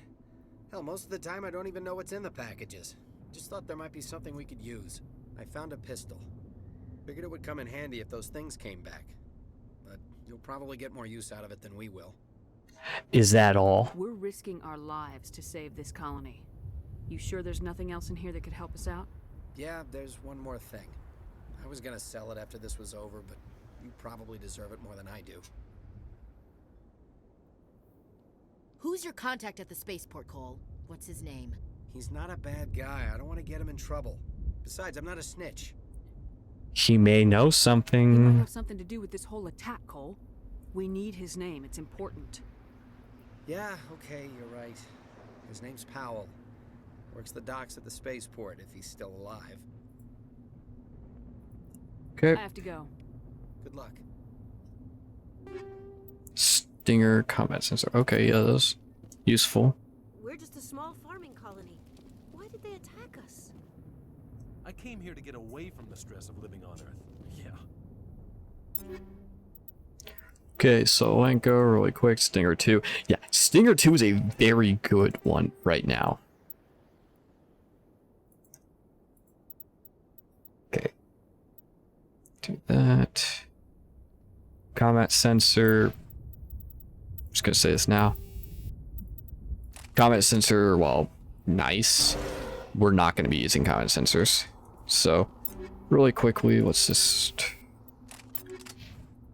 like that. So, next time we can, we'll just get rid of it. Hammer. Orion. Okay, so.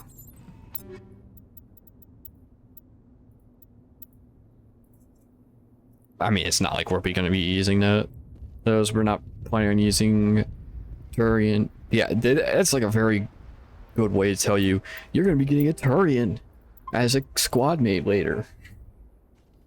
Right, I'm going to be right back. I've got to use the bathroom, so I'll be right back, everyone. See you in a minute. Take this time to stretch, get yourself drinks, snack, use the bathroom if you need to. Just do all the stuff you need to do really quick. Be right back, everyone.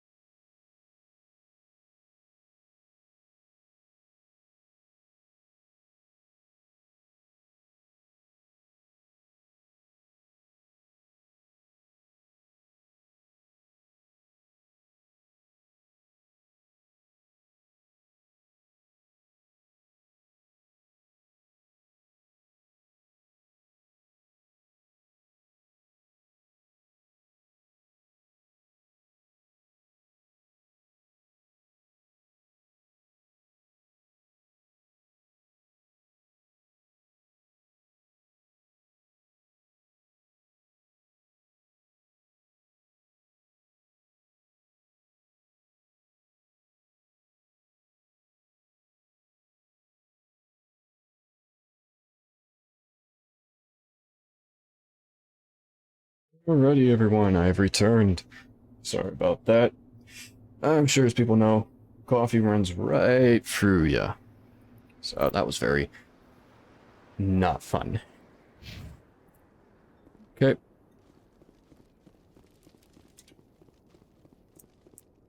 Alrighty. Quickly do a check here. No reason to have the shotgun out yet. Yeah, it's gonna be real interesting when we eventually go down there. See that? Means we're gonna be going there soon.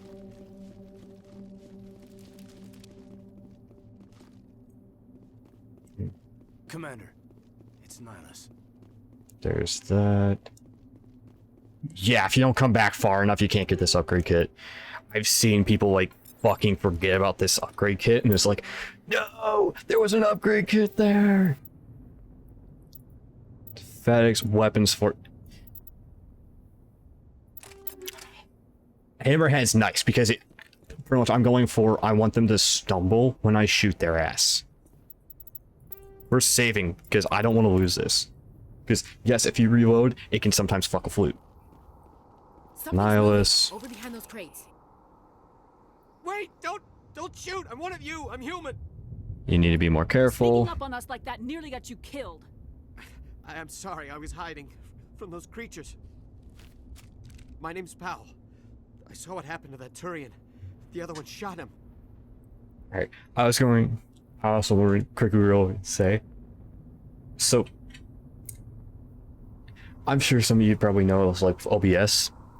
You have the option of being able to change what, like, application, So, make it so that, you only pick up your game and, make Discord and your game have 2 separate audio tracks.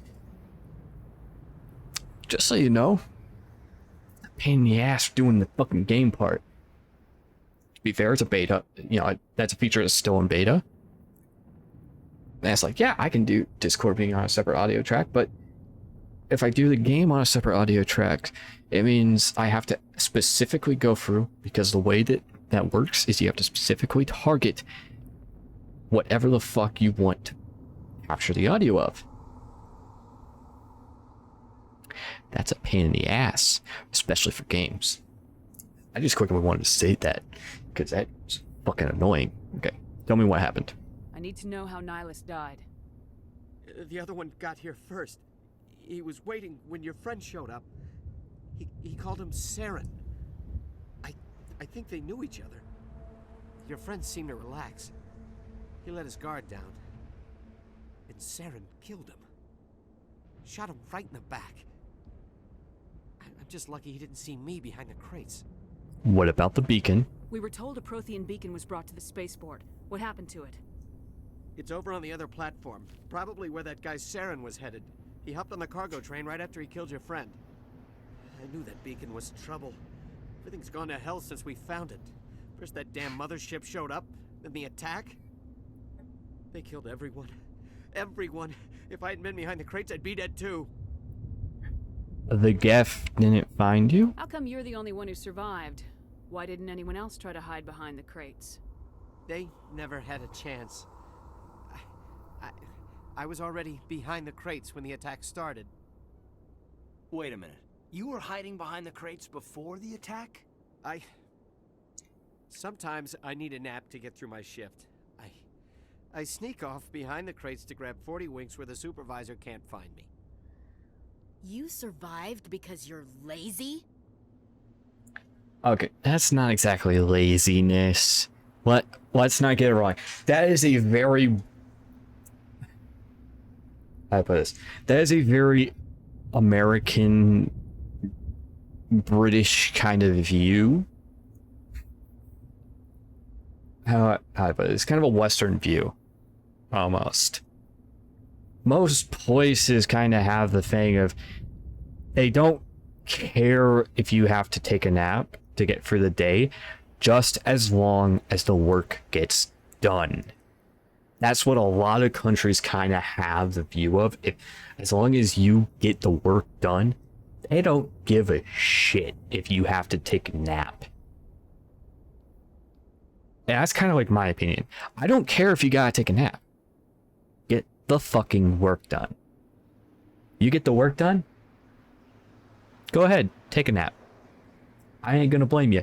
You need to take an hour nap, you know. That's my opinion. Like, if you gotta sleep for at least an hour to get through the workday, you gotta sleep, you know, maybe 10 to 30 minutes, most an hour to get through the workday. As long as you get all your work done for that day, I don't care. That's my personal opinion on that. It's a lucky break for If you you. hadn't snuck off for that nap, you'd probably be dead just like all the others. Yeah. Yeah, I guess. I don't really want to think about it. Tell me Just about the Geth attack. go through everything. 1 minute that ship was descending, the next, those Geth were swarming over the platform. Thousands of them. They must have been inside that mothership. They shot anything that moved. It was a massacre. Beacon. Is there anything else you can tell me about the beacon? They brought it here this morning. We loaded it up onto the train and shipped it to the other platform. Hard to believe that was only a few hours ago. Feels like a whole other life. Ship. Tell me about this mothership you saw. I've never seen anything like it before. It was huge. Landed over near that platform. The whole place got dark as it came down. And it was making this noise, this sound that bored right into your brain. That's what woke me up. The attack came a few minutes later. Okay. Cole mentioned you. Cole's contact here on the docks for the smuggling ring. What? No! I mean, what does it matter now? So I'm a smuggler, who cares? My supervisor's dead, the entire crew's dead. Doesn't matter now, does it? Smuggle any weapons? Anything hidden nearby that we could use against the Geth? A shipment of grenades came through last week. Nobody notices if a few small pieces go missing from the military orders.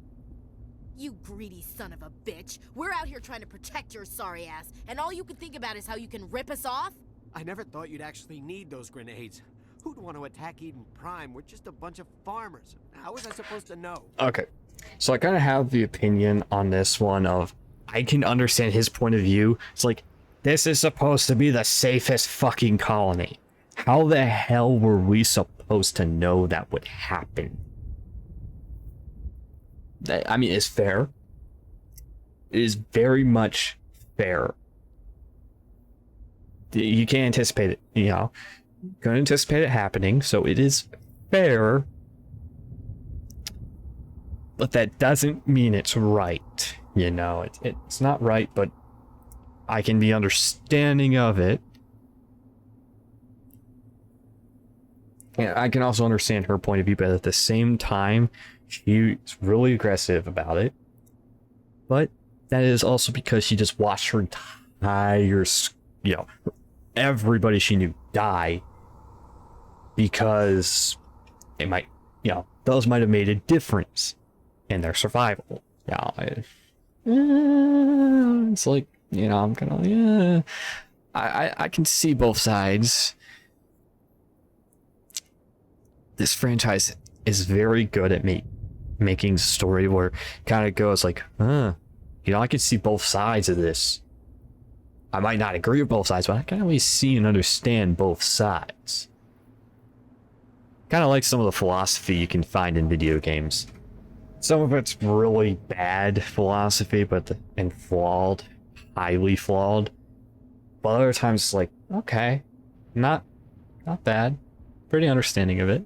Okay, let it go, Williams. Forget about him. He's not worth it. You're lucky the commander's here, pal. Hand over those grenades. They're yours. Take them. My smuggling days are over, I swear. You know, if his name wasn't Powell, that line would not have been as funny as it is. You lucky they were here, pal. And it's like, I see why you named him that. You should make amends. A lot of Marines died here, Powell. Those grenades could have come in handy. If I were you, I'd think of some way to make it up to them. Yeah, okay. There is something else I was saving. Could be worth a fortune. Experimental technology, top of the line. Take it. I don't need it. I didn't want anyone to get hurt. Really, I'm sorry. You know, I can believe him on he didn't mean for anyone to get hurt, because more than likely, he's telling the truth. He probably did not mean for anyone to get hurt, and just feels like they're not going to really need this. So if, like, you know, one or two of these, you know, a couple of these go missing, no one's going to really notice. From what I know about military shipments, like, for what I know at least about the American military, that sort of thought is actually the sort of thing that happens a lot. One or two things go fucking missing and nobody fucking notices it. I mean, if you've ever seen that shit, our military has had shit go missing, and we've actually had, like, calls for accounting, like, where the fuck did this go? How the hell did you lose this? This is this many, like, millions worth of equipment that has just subtly fucking vanished. Where the hell did it go? Our military is rather kind of infamous for not having a good accounting of where each and every, you know, like, we'll track where each and every dollar gets spent, but the equipment that it gets spent on, we don't track it well enough, really. So shit getting lost happens. Hey, we can't explain it. I'm not joking. That is actual literal shit that has happened. Like, our government has actually called on the Pentagon, which is the, you know, HQ for the military, for all the branches of the military, pretty much, of where, you know, like, you spent this many millions on this. Where is it? Why is it missing? You know, this equipment that you spent millions on. Here. Where is it? Paper trail says it was lost between here and here. Find it. Yeah, we're not gonna be able to do that. That happens way too fucking often for our military, unfortunately. And now that I've kind of ripped our military a new one, We need to find that beacon before it's too late. the unfortunate truth is, with militaries, That's where the other Turian went. they don't always account for things perfectly. I can't stay here. I need to That's not just military, it's any sort of bureaucracy. They don't exactly account for everything as well as they could. Okay, we actually want that because it's really useful for grenades.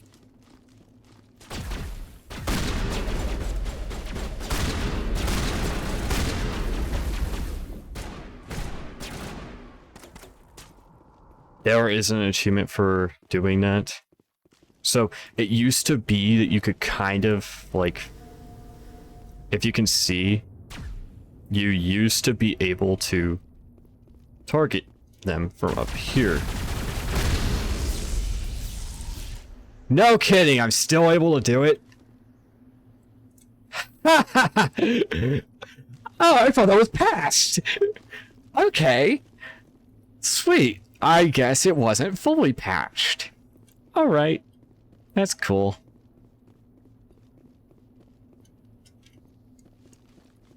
You know, there are things that they tried, like, patching. Like, you can see those are much higher than they were in the original trilogy. And you can still do that. Cool.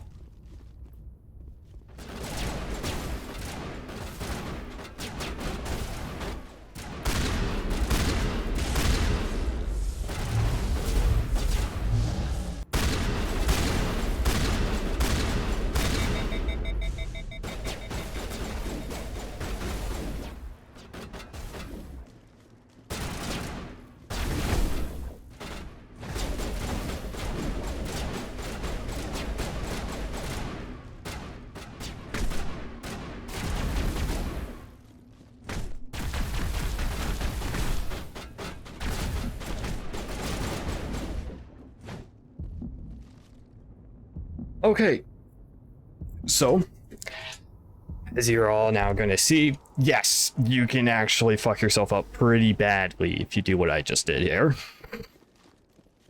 That's called the bruiser path. Like, that's called I want to get some more of those kills like that, just so that I can actually see about potentially getting that achievement, because I don't know if I have that achievement. I don't think I do. And I kind of want to get it. Nice thing is, technically with botted, your achievements still pop up. Which is really fucking hilarious.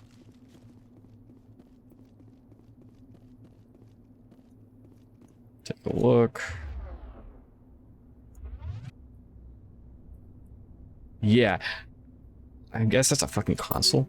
I noticed that sometimes when you accidentally press a button that will pop up, like I press tab sometimes accidentally, and that pops up because I'm so used to other games. Yeah, let's see. Okay. Yeah, we're doing pretty good on Paragon already. Okay. Let's go for the tram.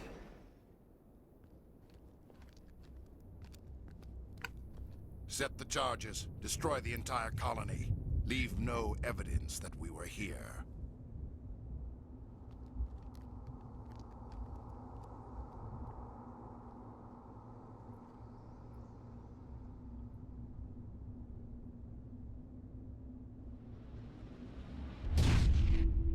Yeah, beacon. Beacon is really, really interesting. Let's go with that. Really interesting. And that's a new type of Geth. Those are shock troopers. They can fire almost like a rocket. They're not rockets, really. They're Demolition charges. The Geth must grenades, something like that. Hurry! I We don't need to know. find them all and shut them down. I don't know how you would term them. Whatever. Okay, you want to go down this path just because it's quicker, easier, and all that. You can go down the other side, but it actually works better to come through this path.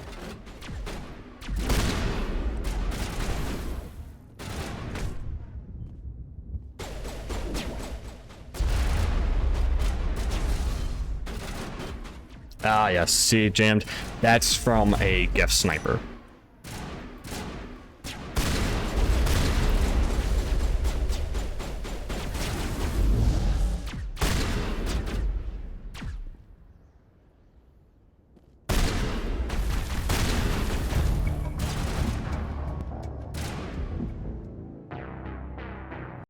Okay, yeah, I went too quick. Demolition charges. The Geth must have planted them.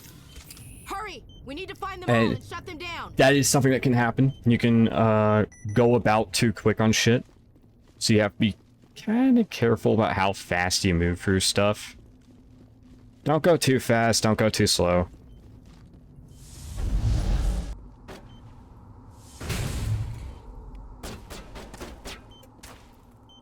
You know, you don't want to move too fast, but at the same time you don't want to be moving too slow.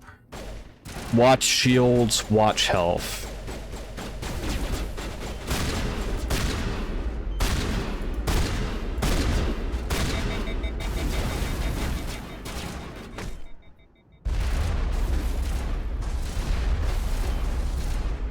Like I said, watch shields, watch health. I mean, I've got like 4 fucking minutes. I don't have to do it quick. Powering up.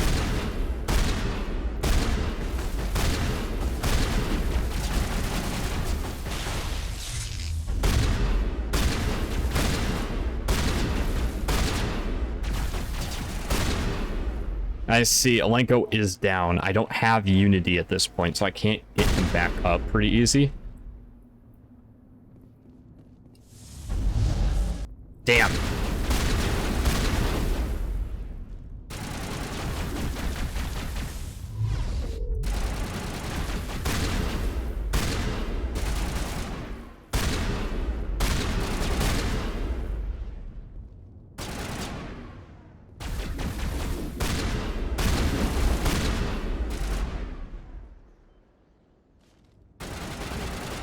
Okay, here's Sniper.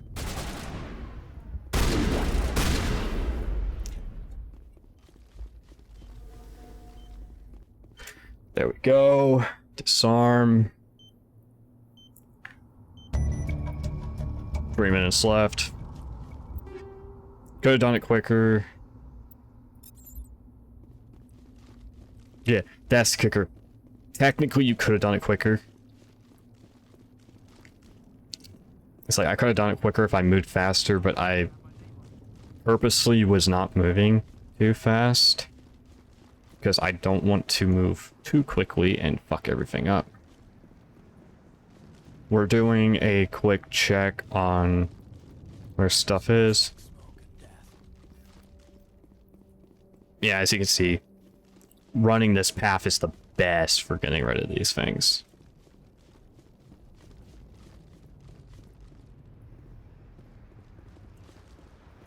I'll quickly show that even if you come down here, there's literally nothing here.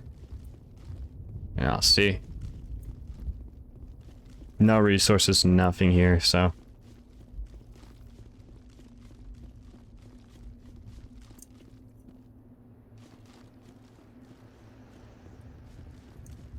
Okay.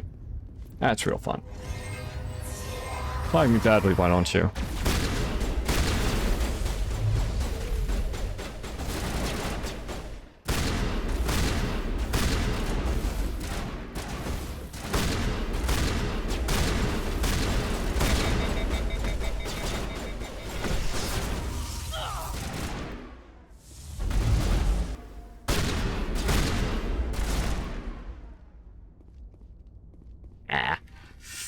Go ahead and kill him, I don't care. The fuck? Yeah, it's over here. Oh shit, really? You're gonna give me that? Okay, that's a good one. Shield regenerator, that's actually really fucking nice for getting your shit back up.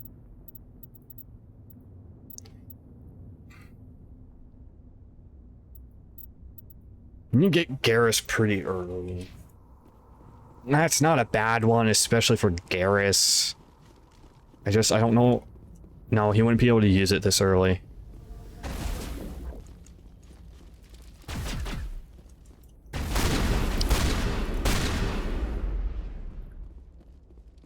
Be more careful than I was there, okay, for one. Just be more careful on that than I was. It's a bit too stupid. Scimitar 2, so there's a pretty less accuracy rating, but it has much better heatsink capacity and damage per second. Yes, please.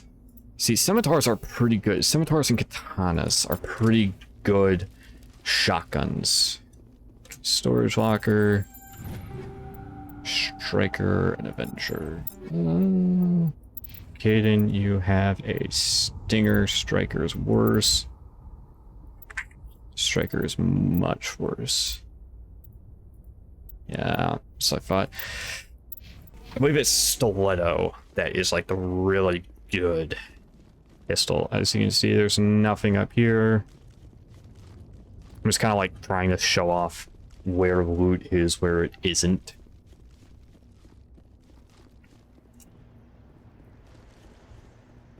I will say, these mini games I kind of hate, but at the same time, they're not bad enough in this one for me to, like, slowly just go, it's like, okay, time to fucking remove them.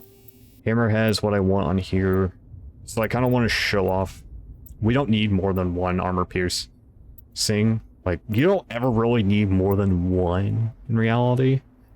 Phasic's not bad. If I had to put it on anything, I would put it on a pistol, the Phasic. Radioactive rounds are also not too bad. It pretty much means minus 15 cooldown reduction. Okay, so radioactive rounds are pretty much like not... They kind of fuck up person, especially later on, better. Just doing that just so I have, you know, something for it. Okay.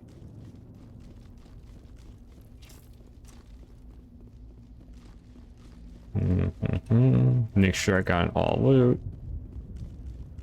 Let's do a double check over here because you never know. You might miss something if you're not too careful. I've seen people miss, like, loot is easy to miss. And I've seen people miss loot and it's like, no, you could have gotten something really good from that potentially.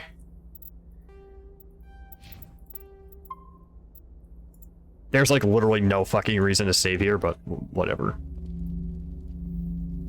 Trophy and beacon. This is interesting. I'm just going to give a really quick warning. If you're on headphones, turn down the audio now because this is going to be really fucking loud. Actual working Prothean technology. Unbelievable. It wasn't doing anything. Even I'm turning down my headset now. So if you're smart, turn your headphones down now, please. It is going to be loud.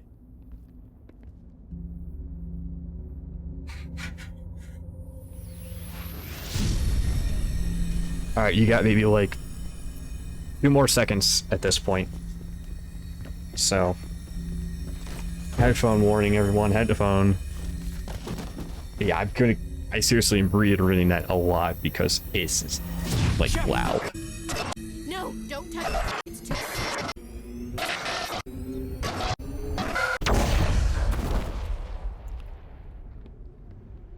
Okay, at this point, you can turn back up your audio, you know.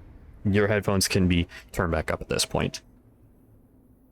That small little thing there, yeah, it is horribly loud. And I don't know why they made it so loud and grating, but they did.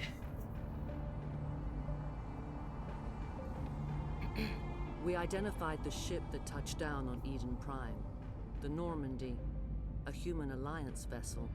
It was under the command of Captain Anderson. They managed to save the colony. And the beacon. One of the humans may have used it.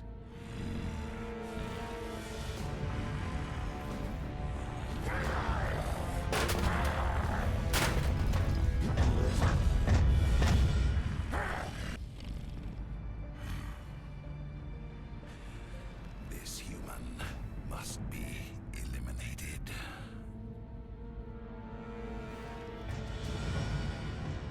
Nice. Interesting. You know, we get some interesting shit here. Okay, now we're falling back onto Normandy. Dr. Chakwas. I think she's waking up. Ooh, wow. Sorry, I'm still waking up, I guess. Damn. You had us worried there, Shepard. How are you feeling? I'm okay. Minor throbbing. Nothing serious. How long was I out? About 15 hours. Something happened down there with the beacon, I think. It's my fault. I must have triggered some kind of security field when I approached it. You had to push me out of the way. Alright, I'm going to quickly say, if you were male Shepard, it will actually be Williams who triggers it. You know, Ashley Williams will trigger it. So Ashley triggers it if you're male Shep. Caden triggers it if you're FemShep. Something interesting I just thought I would state. Okay, don't blame yourself. You had no way to know what would happen. Actually, we don't even know if that's what set it off. Unfortunately, we'll never get the chance to find out. The beacon exploded. A system overload, maybe. The blast knocked you cold. Williams and I had to carry you back here to the ship. Thanks. Appreciate it. Physically, you're fine. I'm just going to say this. We can romance him. I'm not romancing him. We're going for Liara. Abnormal beta waves. I also noticed an increase in your rapid eye movement. Signs typically associated with intense dreaming. I was dreaming. I saw... I'm not sure what I saw. Death, destruction... Nothing's really clear. I better add this to my report. It may... Oh, Captain Anderson. How's our XO holding up, Doctor? Well, all the readings look normal. I'd say the commander's going to be fine. Oh, fuck. Shepard, I need to speak with you. In private. Aye, aye, Captain. I'll be in the mess if you need me. Sounds like that beacon hit you pretty hard, Commander. Are you sure you're okay?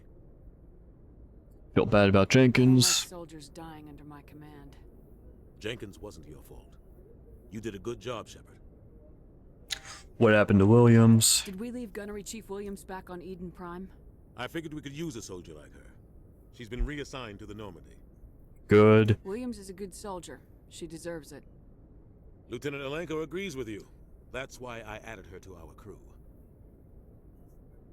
Okay, I'm just going to quickly say one of the things.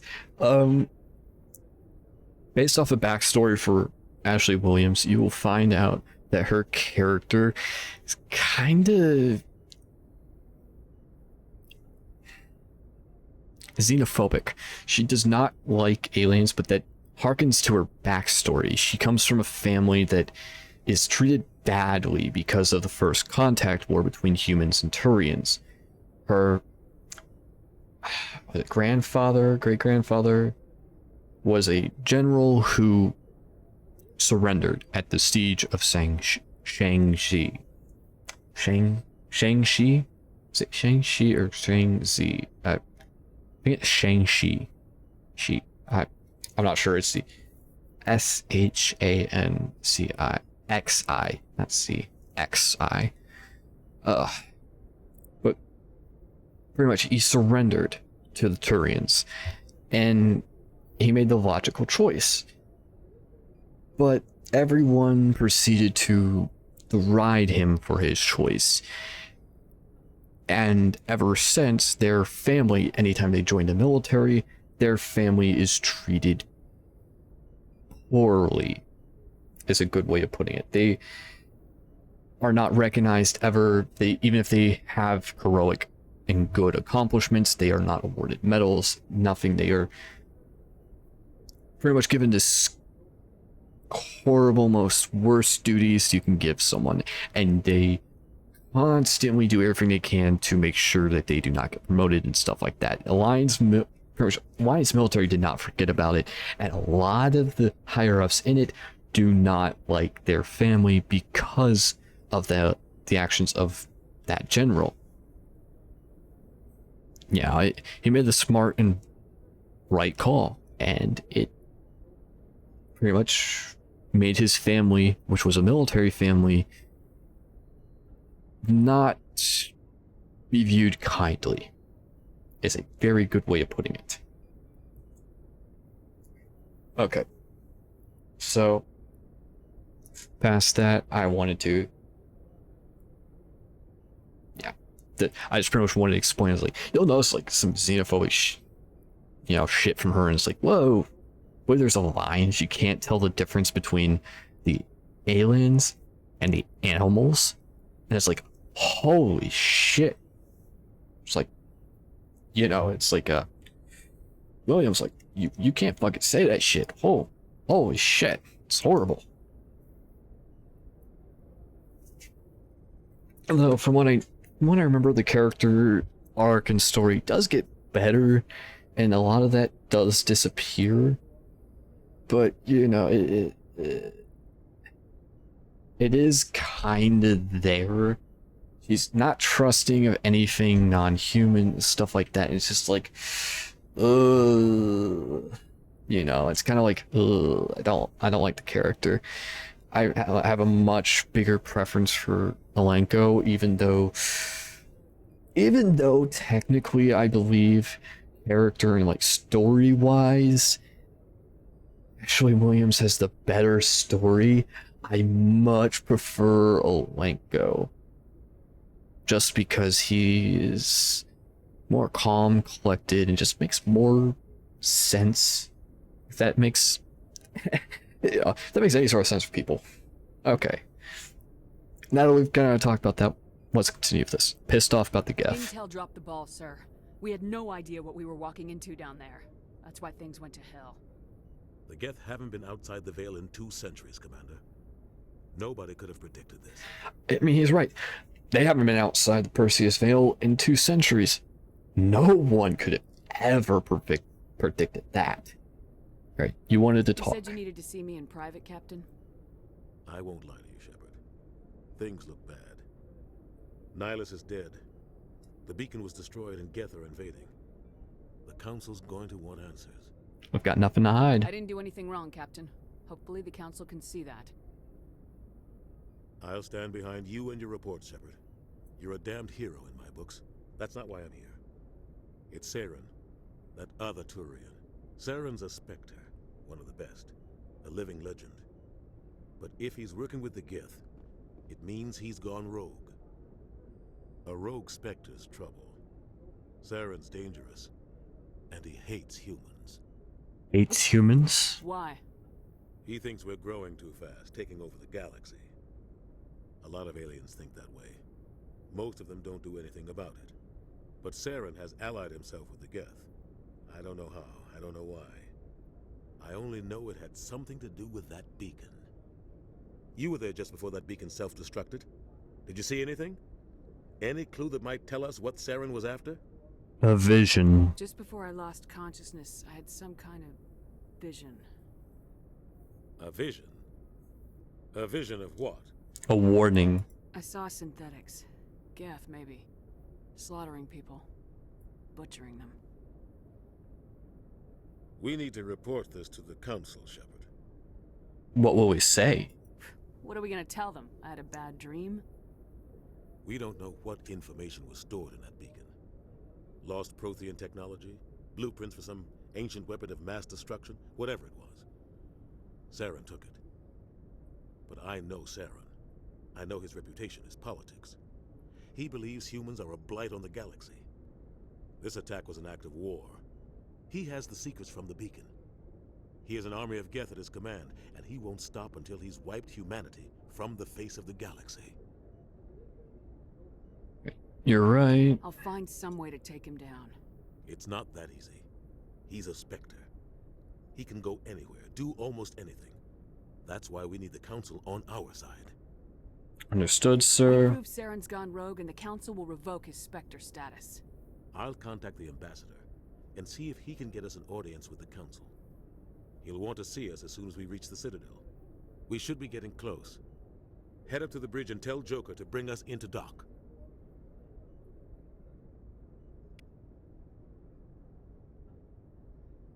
Okay. Yeah, you just do a quick check here. It's nothing. Oh. Do this, you get a codex for it, even if you don't replenish anything. Glad to see you're okay, Commander. Okay, again, this is another thing that changes depending between male and FemShep. I've always played FemShep.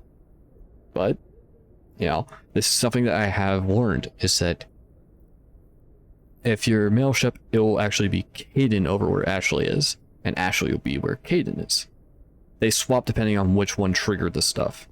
Okay, really quickly, Shepherd's Locker, Striker, Avenger. Oh, that sucks. You can only get some interesting shit from it. Just gonna give me a Striker and Avenger. Why the fuck would I give a shit? Ah, whatever.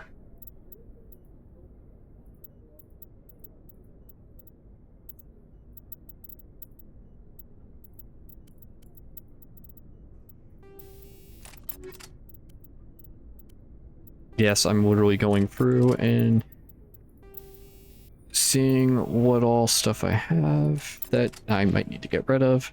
Okay, let's talk with Chakwa first. Dr. Chakwas.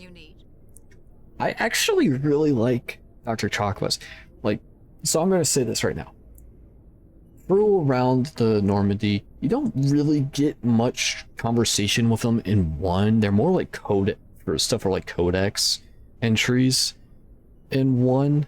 And 2 and 3 is where you actually start getting a lot more interesting shit with them. Okay, personal questions. How did you end up serving on an Alliance ship? I enlisted right out of med school. Earth always seemed boring to me. Too safe, too secure. I figured the colonies were teeming with exotic I wanted to travel the stars, tending the wounds of tough soldiers with piercing eyes and sensitive souls. Turns out military life isn't quite as romantic as I'd imagined. But humanity needs the Alliance if we want to keep expanding through the Traverse, and the Alliance always needs good doctors. So I stayed on to do my part. Okay, any regrets? Ever think you made the wrong choice? Sometimes I think about opening a private practice back on Earth, or maybe taking a position at one of the new med centers out in the colonies. But there's something special about working on soldiers. If I left the Alliance now, I'd feel like I was abandoning them. Sorry everyone, just quickly checking to make sure that everything is running fine. That's running good. No network drops, nothing. That's perfect. Okay, Captain Anderson. What do you know about Captain Anderson? I've served with him for a few tours now.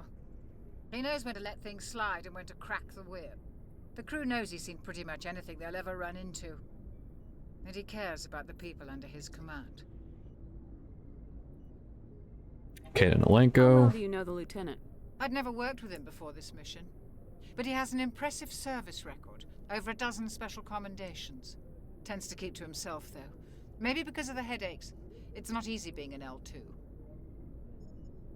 Right, I believe technically at this point, if you're a biotic shepherd, you're an L3. I believe. I could be wrong. And these are for the biotic implants, just so everyone knows. I believe at this point, L3 is like the most modern.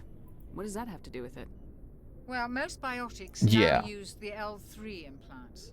Lieutenant Alenko was wired with the old L2 configuration.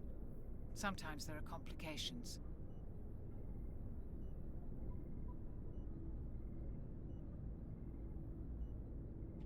I actually want to check this.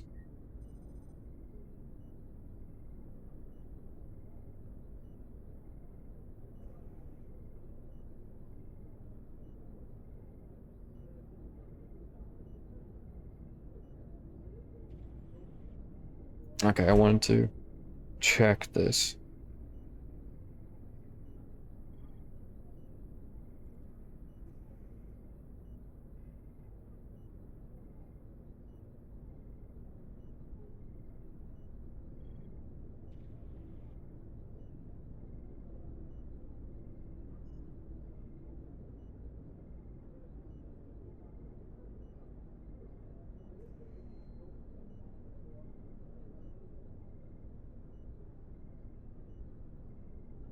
Apparently some insider developer documents, okay.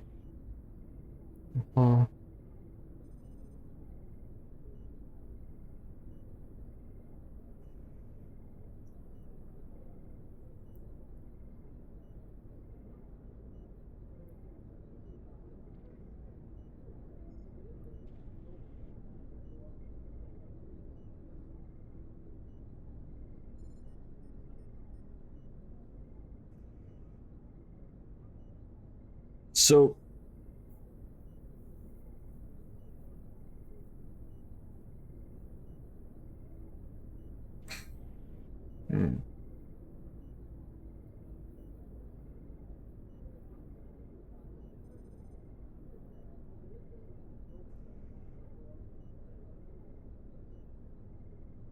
yeah, there really is no like mention of Shepard being a biotic in 1 or 2. There really is none of that kind of class specific stuff.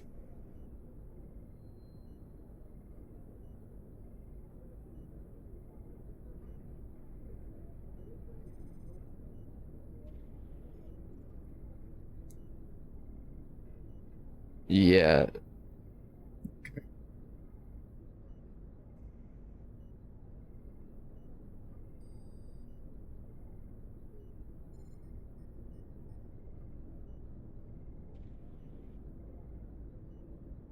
Mm-hmm.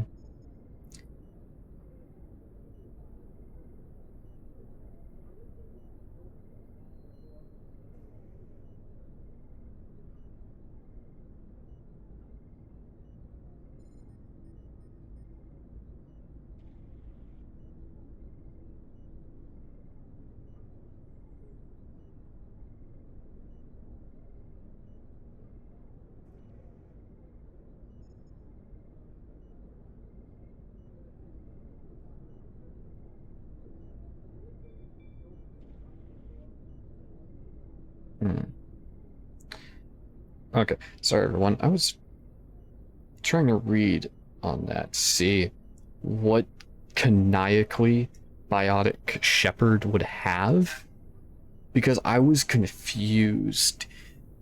And supposedly some insider developer documents that, you know, people eventually saw kind of state that Shepard was an L3 biotic. So the L3 implant is what our Shepard, would have.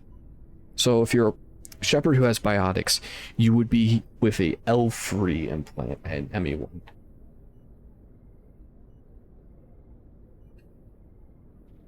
Why the fuck is the lore for that part so confusing?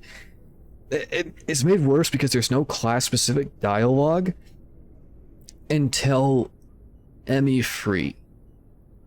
Seriously, that's how the fuck it was. Oh my... Ugh. So annoying. So fucking annoying. Then let's not mention like ME1, they've like removed stuff for like romances, because originally there were same-gendered romances. Like you could romance Caden as a guy. Male Shep could romance Caden, FemShep could romance Ashley originally.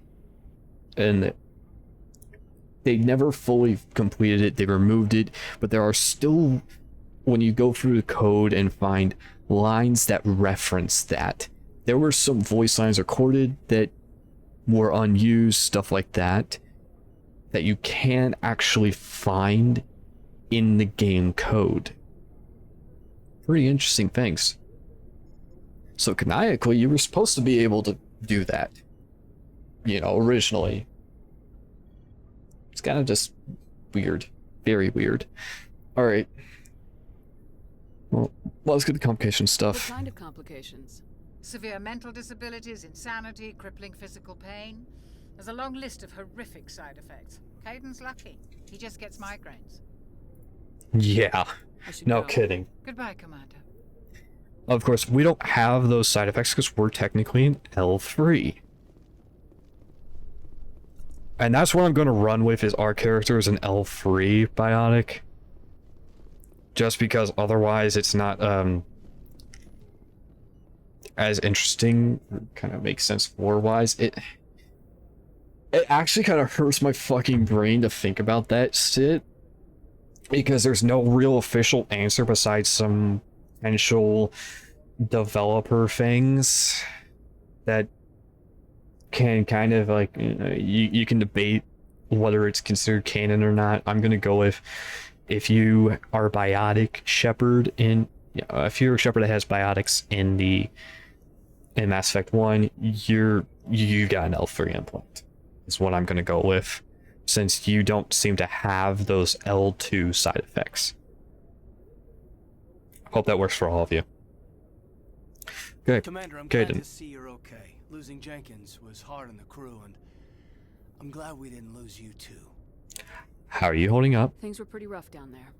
Yeah, you never get used to seeing dead civilians. Doesn't seem right somehow. But at least you stopped Saren from wiping out the whole colony. You helped? I couldn't have done it without you. We're Marines. We stick together. And I'm just sorry that we lost Jenkins. Jenkins will be missed. I wish I could have done something to save him. I was there. You did everything right. It was just bad luck. It's been a hell of a shakedown, Cruz. Our first mission ends with one Spectre killing another. The Citadel Council's not going to be happy about that. They'll use it to lever more concessions out of the Alliance. Seems like you've been around. I had a good grasp of the situation. You a career man? Yeah, a lot of biotics are. We're not restricted, but we sure don't go undocumented. May as well get a paycheck for it. Besides, my father served. I made him proud when I enlisted. Eventually. But is that why you're here? Because of your family? So, he makes a good point. In this universe, if you have biotics, you pretty much don't go around, you're watched very heavily to make sure that you don't cause a sort of problem, if it makes sense. And also, you need to be trained to be able to use your stuff so you don't accidentally fuck someone up, if that makes sense. You need to understand how to use it so you don't, keep control of it. Is pretty much what it is. You need to be able to keep control of it.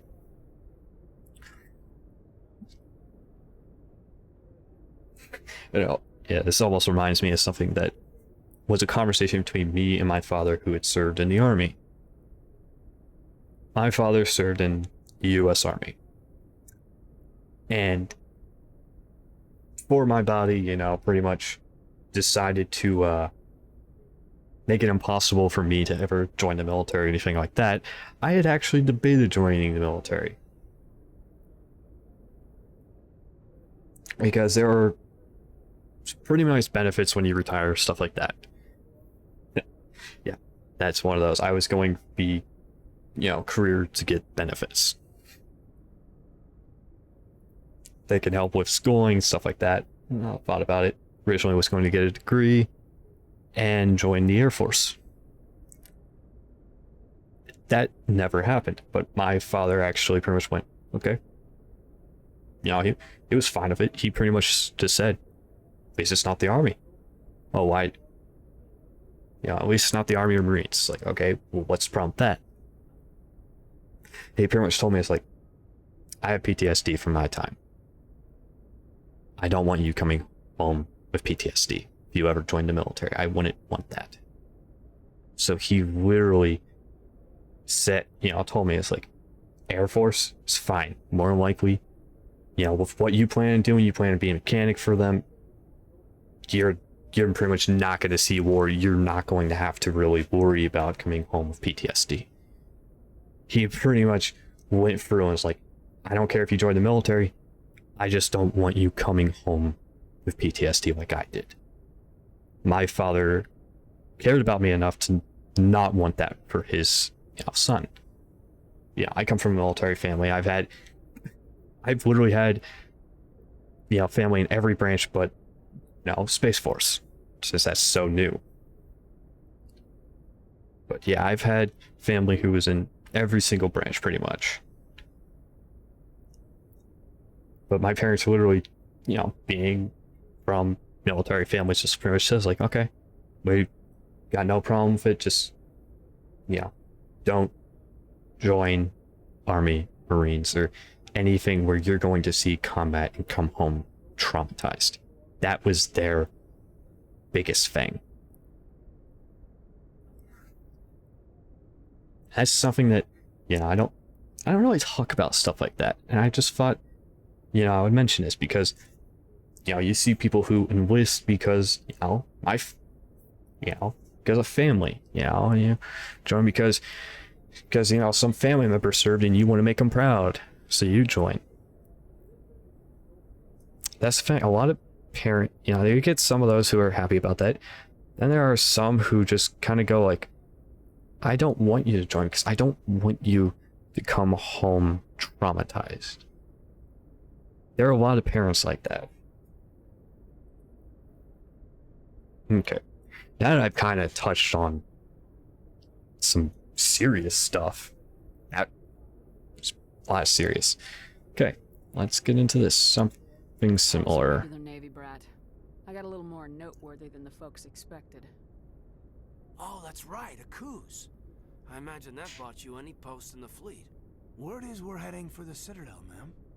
Can you, tell me why? I can't say. The captain's briefing was confidential. Understood, ma'am. Whatever happens, we'll be ready, Commander. He pretty much goes like, yep, understood. Because he's, you know, one of those career military men. He understands classification and it's like, classified briefing. Understood, man. Say no more. I'm glad you're okay, Commander. The crew could use some good news after what happened to Jank.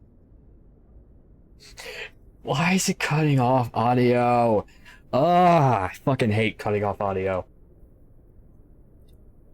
I've noticed that it almost seems like my mouth doesn't actually move. It almost seems like my camera, the way it captures my mouth, it doesn't seem like my mouth is actually moving. When I'm looking into my webcam, you know, for the capture software, it's like, seems like my mouth isn't actually moving. Odd. I've never noticed that. My mouth is very still when I'm talking. Yeah, he'll be missed. Jenkins was a valuable part of this crew. Part of me feels guilty over what happened. If Jenkins was still alive, I might not be here. You earned it, though. You're a good soldier, Williams. You belong on the Normandy. Thanks, Commander. I appreciate that. How are you holding up? Things were pretty rough down there. Are you okay? I've seen friends die before. Comes with being a Marine. But to see my whole unit wiped out. And you never get used to seeing dead civilians. But things would have been a lot worse if you hadn't shown up. You helped? We couldn't have done it without you, Williams. Thanks, Commander. I have to admit, I was a little worried about being assigned to the Normandy. It's nice when someone makes you feel welcome. Glad to have you. I fit in here just fine, Williams. Thanks, Commander. There we go. Now, this is the, captain's cabin. I just noticed that. That's a double cot. You fuckers literally just took two cots, stuck them next to each other, and went, this is good. It's like, what? It's just two fucking cots. I mean, yeah, it would work, but do you know the pain that you would come if you tried sleeping in that fucking middle? Ouch. That'd be painful. I mean, there's no fucking mattress. It's just bare metal. Ugh. Then again, if you slept on a cot, you kind of know how fucking kind of uncomfortable they are. Trust me, I sleep on a bed that's almost like a cot. Or at least it's at the height of a cot. Barely any... There's one of those that's got barely any fucking padding. Ugh. It's not the best bed, especially for someone who has, the problems I have. Go speak to Joker when you're ready. Tell him to bring the Normandy into dock. Yeah, that's all you get from him. Okay, so I'm also going to mention now, really quickly here. We're going to go down here. Elevators are much faster in the Legendary Edition than they were in the original trilogy if you go back and compare them. It's much faster. Alright. One thing I was going to quickly say is there were books for this. So there was a book that was actually released a couple of months before the video game that was lore and followed Captain Anderson. So you actually can get more lore and backstory if you find those books and read them. But it's very hard to find and read those books. That's the problem. I don't even think there's any Kindle version or something like that, like an EPUB, PDF, there's no real version of that around. Yeah, Shame about Jenkins, Commander. That's all you get from Adams right now. Adams, why the fuck are you in your dress blue? That is definitely one of the confusing things, is he's in his dress blues. I know there's actually a mod to change that, but I just never bothered with it. M35 Mako. Alright, so this is actually something very divisive, is the Mako. A lot of people hate it. I understand it. I actually think the Mako can be fun. It can even be fun when you have an unlimited boost. But the Mako is very much like, they abuse the hell out of the Mako. By all intents and purposes, that Mako is over fucking used. I definitely don't miss the Mako. And there was a Mako like in Andromeda. Honestly, Andromeda's is a lot better. Hey, A lot better. It's less floaty and like all that shit. Supplies before you head out? Supplies? What have you got? Whatever you want. Armor, weapons, mods. It's not standard Alliance issue, but that's not necessarily a bad thing.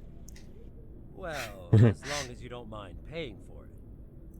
So he's literally a case of, he is someone who literally goes like, okay, I go out, I buy licenses, I buy equipment, stuff like this, and pretty much sell it to people who is part of the crew, like stuff like that.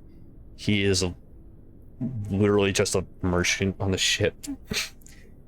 I mean, you can kind of see that sometimes where the requisition officers will go, it's like, alright, supply sometimes go, okay, yeah, I can get that for you. But that's not standard issue stuff, so that's going to cost you. But you're going to have to pay me for that. It's like, okay. Sometimes you actually see that shit, so. Alright, pay you. Why should I pay you for my weapons and armor? My stuff doesn't come from the Alliance. I have to purchase it See? myself, and it's not cheap. Hell, the licenses alone have set me back more than I'd like. But no licenses, no goods. Without the goods, I'm out of a job. Investigate licenses. Licenses. Why do you need them? Manufacturers sell licenses. Each license allows me to buy and sell a certain brand of products. Merchant's license. I already have several basic ones, but you'll need to buy more if you want me to bring in different brands. Many of the best licenses are hard to get, but they're well worth the cost if you can find them. Yeah, they're pretty much a case of they're just like merchant licenses that pretty much tell the companies like, oh, you have this license? Yeah, it's pretty much like a way to like buy yourself onto the customer list. Like, how do I put it? Prioritization of customer list. If you have that, then obviously you're someone who is on the list of, yep, okay, you got this order, yep, we can fill it. That's pretty much what the fuck it is. What do the different manufacturers? You buy yourself to get onto a list. Too many for me to keep track of, but each license will explain what it's good for. Yeah.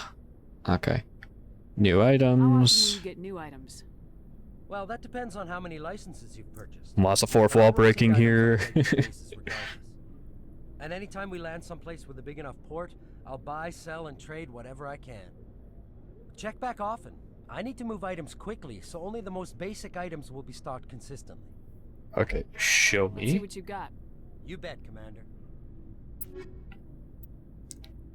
So he actually has some good stuff. So Metagel and Grenade, trust me, you want to get those as soon as possible. Okay, sell all my junk. See if I have enough. No. I have like literally just like 2,000 and it costs 12.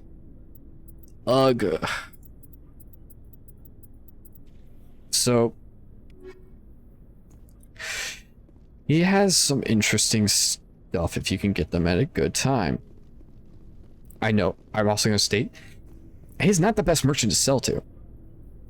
Best merchant to sell to is on Citadel. And that's because you can get a discount from them. And that discount makes it so that they will buy from you at an increased price. So every other merchant will give you like, I give you 100 for this. That merchant will go, I'll give you more. I'll buy it from you for more. Really? So you literally have a specific merchant that you want to go to on the Citadel. For whenever you need to sell something, you just go to them. You don't go to any other merchant. If you're selling, buying, completely different thing. Selling, you just go to them. Shit's always worked like that. Okay.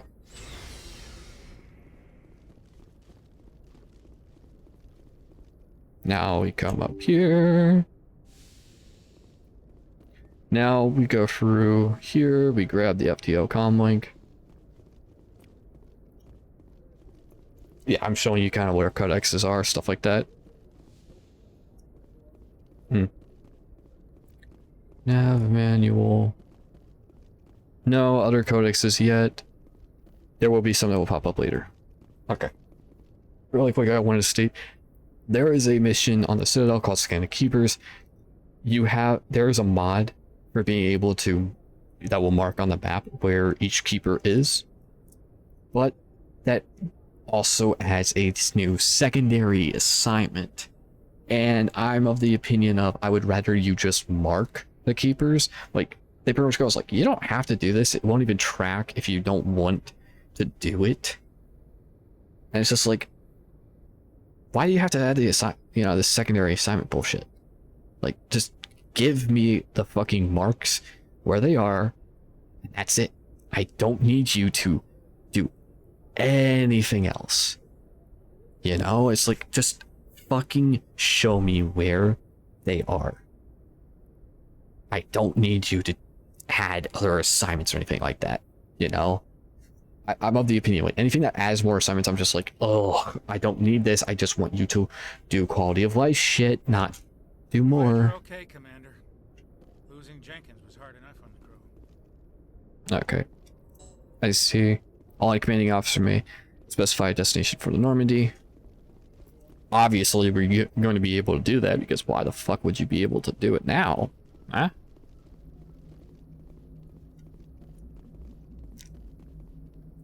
I was gonna say this now.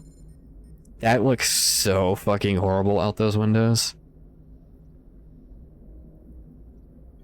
You can tell the way it was painted and it just does not look good because of the reflections. Hold on.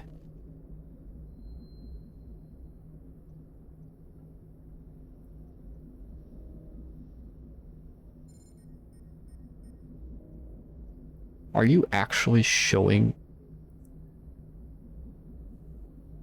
I'm looking at the reflection to see. No.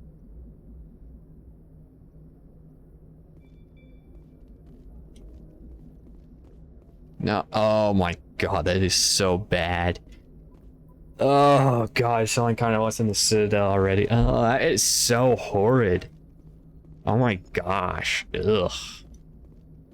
Like, I think everyone can see what I mean. It's not great. Commander. I was just about Joker to buy hair. the Citadel. See that taxpayer money?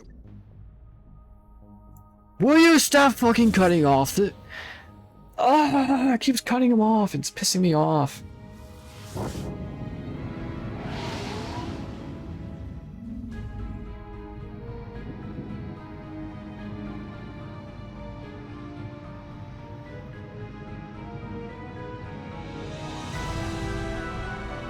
There's the Citadel. Very, very beautiful in actuality. It is very beautiful, the Citadel. But it's, not the best looking. Flagship of the Citadel fleet. Well, size isn't everything. Firepower too. Look at that monster. Its main gun could rip through the barriers in any ship in the Alliance fleet. Good thing it's on our side then. I'm sorry. I love Joker. Joker's awesome. Normandy, requesting permission to land. Stand by for clearance, Normandy.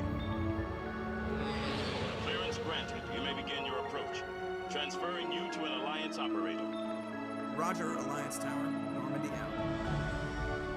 Normandy, this is Alliance Tower. Please proceed to dock 422. Honestly, this is very, very pretty. This cutscene's very pretty. They did masterful work on making this very pretty. But at the same time, it also runs into the issue of being a bit too much at times. This is an outrage! The Council would step in if the Geth attacked a Turian colony? The Turians don't found colonies on the borders of the Terminus systems, Ambassador. Humanity was well aware of the risks when you went into the Traverse. What about Seren? You can't just ignore a rogue Spectre. I demand action! You don't get to make demands of the Council, Ambassador. Citadel Security All right. is investigating your charges. Fuck the Council. Like, if you've ever played the Mass Effect franchise, you know how bad they are. Like, fuck them entirely, you know? I see. They just suck. Just the ground team from Eden Prime, in case you had any questions. I have the mission reports. I assume they're accurate? They are. Sounds like you convinced the Council to give us an audience. They were not happy about it. Seren's their top agent. They don't like him being accused of treason. He's dangerous, but yeah. If you've ever played the Mass Effect franchise, you know enough about the Council to know that they suck and they're horrible. There's not enough bad words to describe the Council in this game. That's how bad they are. He's dangerous. Saren's a threat to every human colony out there. He needs to be stopped. The Council has to listen to us. Settle down, Commander. You've already done more than enough to jeopardize your candidacy for the Spectres. The mission on Eden Prime was a chance to prove you could get the job done. Instead, Nihilus ended up dead and the beacon was destroyed. That's Saren's fault, not hers. Then we better hope the CSEC investigation turns up evidence to support our accusations. Otherwise, the Council might use this as an excuse to keep you out of the Spectres. Come with me, Captain. I want to go over a few things before the hearing. Shepard, you and the others can meet us at the Citadel Tower, top level. I'll make sure you have clearance to get in. And that's why I hate politicians. Don't blame her. He's a dick. Udina is... if you ever learn anything about this franchise, you know how fucking horrible Udina is. Okay. Captain Hendrickson reported some unusual energy readings during a patrol in the Argos Row cluster. She had particular concerns about the Hydra system, but was recalled before her team could investigate further. No patrols scheduled for that sector. Do we want to send in a recon team? Assignments. That's literally what those are. Okay, we come over here. I understand what you're saying, but these allegations are very serious. This is serious. My reputation is at stake. I spoke with the consort in confidence, and her alone, and she betrayed that confidence. All right. I will look into it for you. In the meantime, do not do anything rash. I love these. The Elcor are interesting. So are the walls. Alright. Here are the keepers. This is a keeper. Yes. They are fucking ugly and almost monstrous like it. Hello there, Zelton. human. Sincere apology, but I am here on business and cannot be distracted right now. You seem distressed. Is there something I can do to help? Alarmed response. You overheard that, did you? This is all going so wrong, and it is the Asari consort's fault. She's the one who started all this. What happened? What did this Asari do to get you so upset? I cannot speak more about this problem. It is too sensitive. Suffice it to say, she has compromised my authority as a diplomat. Where is Where she? can I find this Asari consort? She is across the bridge from here. Her offices are easy enough to spot. Good day, human.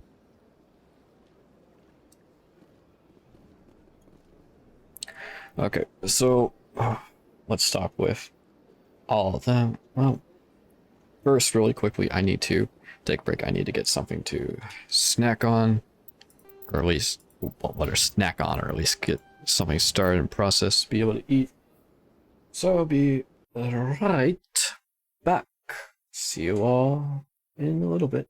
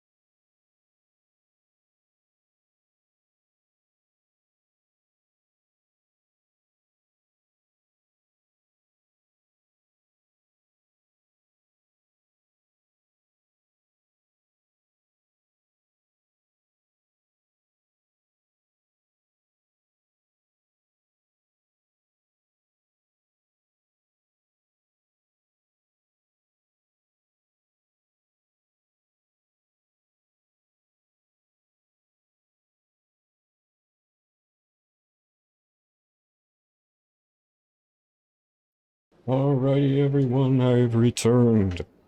I have the process for my food, stir it up. Okay. Pleased greeting. Human, it is always good to see your... I am Ambassador Kalen. Genuine query. Is there something I can do for you this day? Fuck, why is this room so hot? Oh my... Oh. Oh, it's hot. That distorts audio if I turn it on. I can't turn it on. Distort audio too bad. I have a big box fan, and if I turn it on, it will just distort the audio badly. It will distort my mic. I already have everything that I can on.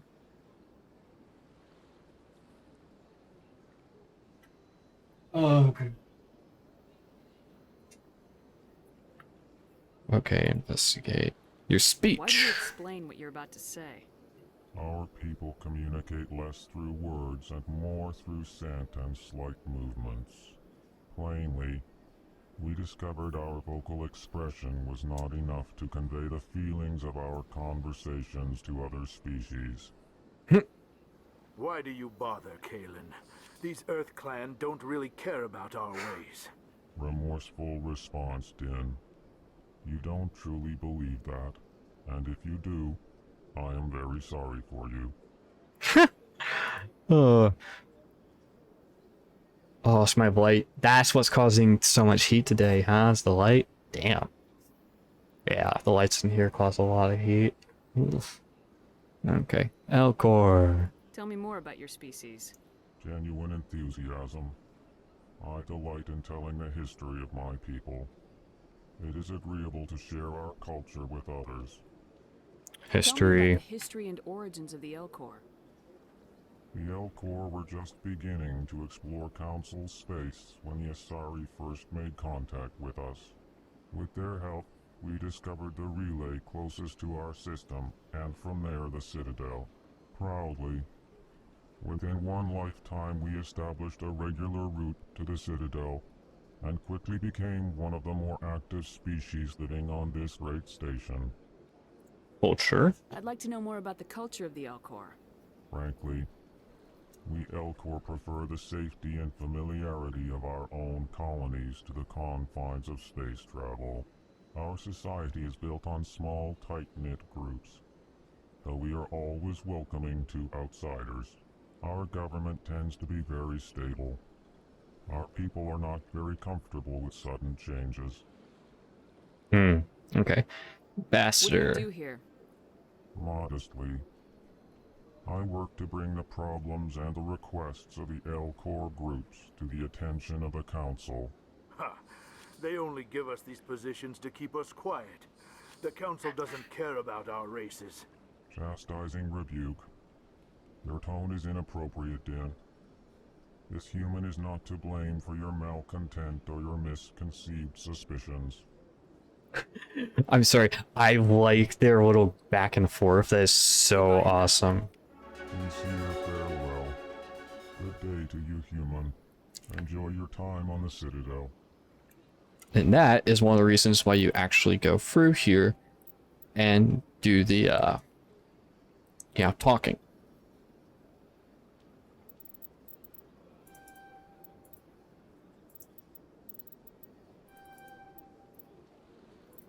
Make sure I get that. So that means average electronic, good charm, shotguns are unlocked, and I can start going down them now. Let go decryption.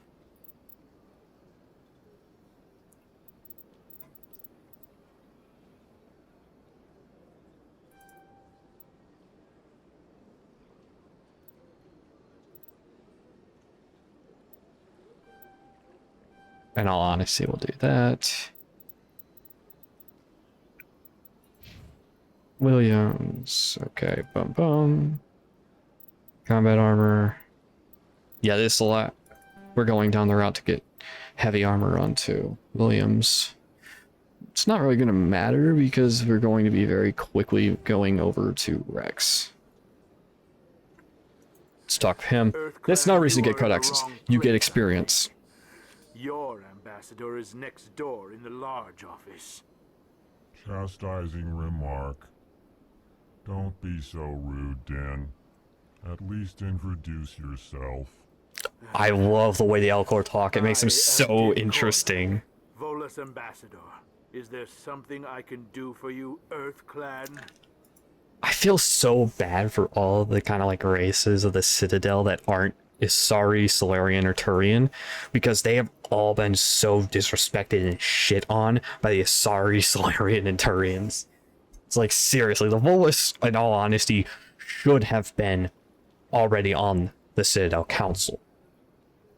Their reasoning is, well, they cannot contribute to our military, thus, being part of the council, they should, being part of the council, you're expected to do so.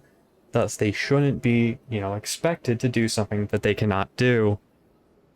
Unless, and they say a lesser species, and it's like, whoa, fucking hell. It's like straight up, they view anybody who's not on the council as a lesser. And it's just like, wow, you are horrible. Okay, embassy. What is this place? You are in the embassy for the Volus and the Elcor. Your ambassador is next door, in his own office. In this shared space, I aid my fellow Volus when I'm not being interrupted. I don't blame him for the hate he has for humans, because it's not really hate, it's jealousy. He's jealous because humans have come through and they're already being given so much, and it's like, we've been around for thousands of years and we have yet to get this, and you're giving it to them and they've only been around for what, 20, 30 years? What the fuck? Don't blame him. Very much don't blame him. I'd like to know more about the Volus. I'm sure our history and culture would bore you, Earth Clan. So, I'm sure people have noticed, Earth Clan, that's like a way for saying, like, the way they do is, they're kind of like clans split up on what world they're from type thing. That makes sense. It's very interesting. Actually, I would like to know more about your history. My people came to the Citadel shortly after the Asari and Solarians had discovered it. We were instrumental in establishing a standardized galactic economy. However, despite our long association with the Citadel and our many contributions to galactic society, we still do not hold a seat on the Council. Yeah, by all terms, they were the first kind. From what I know, they were like, been like the top 5, the first 5 kind of species to make it to the Citadel, and they did not get a seat on the council. I'm sure you can kind of see the problem with that, especially since they established the standardized galactic currency. Yeah, there is some bullshit going on, something smells weird. Tell me about Volus culture. We are tribal by nature, but our ways are not violent. We barter and trade our lands and tribe members in order to increase status. Larger tribes often engulf smaller ones and eventually split again.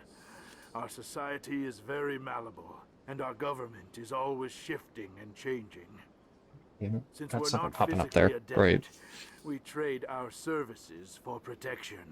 Right, and that's pretty much the reason why supposedly the Asari and Solarians did not have them onto the council, and why the Turians as well as them now being the free, for the council, pretty much say, oh, this is why they're not on the council, is because they pretty much are not physically adept and cannot provide soldiers, thus they cannot be on the council.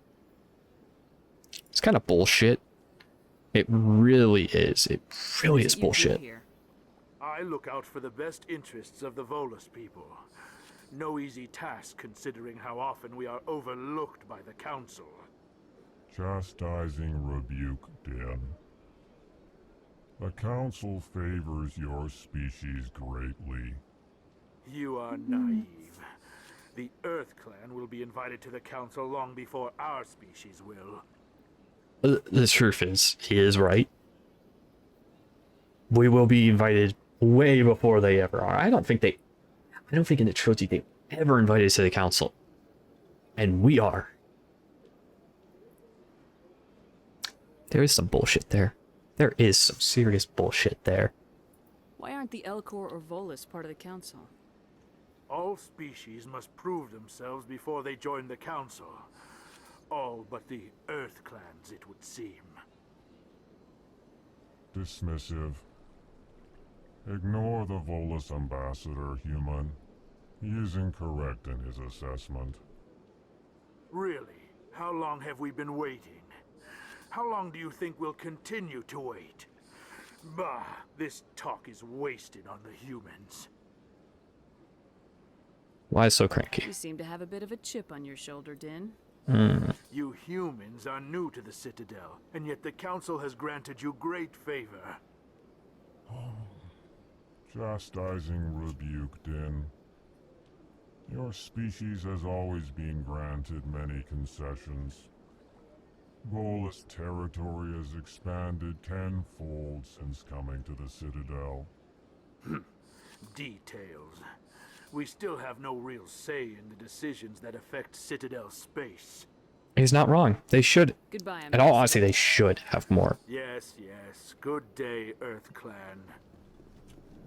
Because, in reality, they do a lot. The Volus do a lot for the, galaxy, but they don't have shit.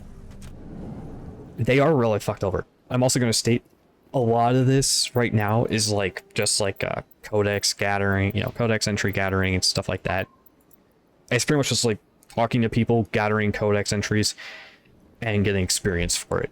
That's literally kind of what we're doing.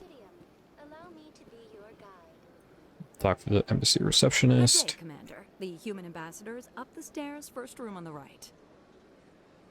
You know who I am? Yes, I receive reports on all newly arrived dignitaries and notable people. Makes sense, especially if where you are. Location. What is this place? This is the Presidium. More specifically, you are at the Citadel embassies. Ooh, I like that makeup. That's actually nice. I like that kind of...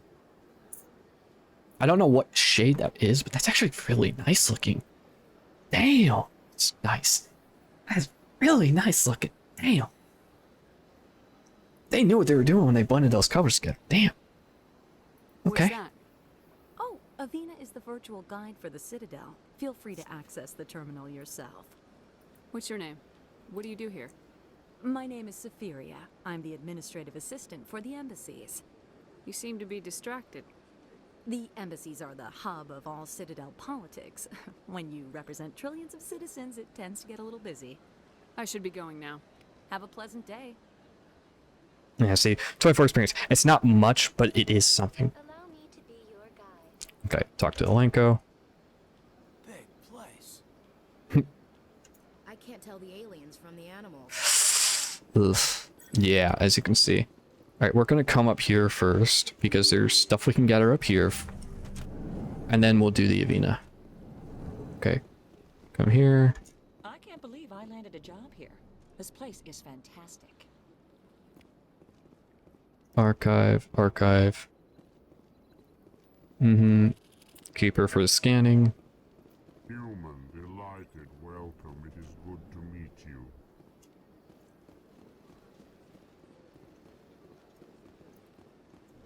Alright. Here is Executor Palin. He's the head of CSEC. Okay. Do this. Yeah, diplomatic advisory warning. The following message was transmitted from an untraceable account to multiple recipients across the ActionNet. Further monitoring of the situation is warranted. My fellow biotic, you have been selected to receive this transmission because of our shared plight. Few understand us. Fewer tolerate us. We must stand together. We must build our own new world. Come, join us in the Hawking Edda cluster. Only as one body can we right the wrongs done to our kind.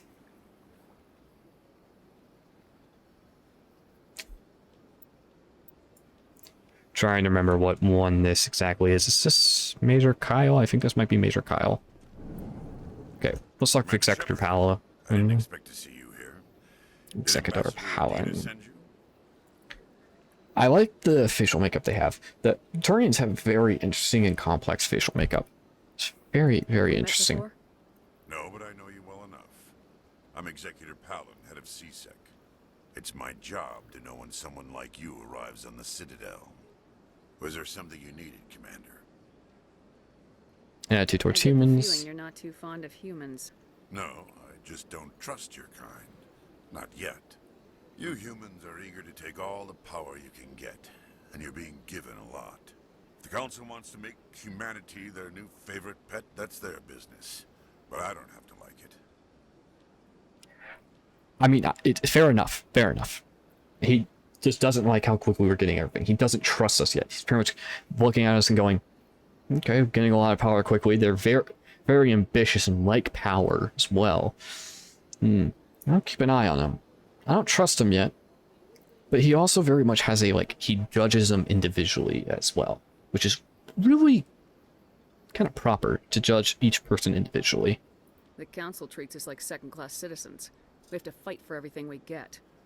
Good. Then fight for it. But don't expect the rest of us to just sit back and let you take it. I'm a busy man, Commander. Are we done here? Spectres. What do you know about the Spectres?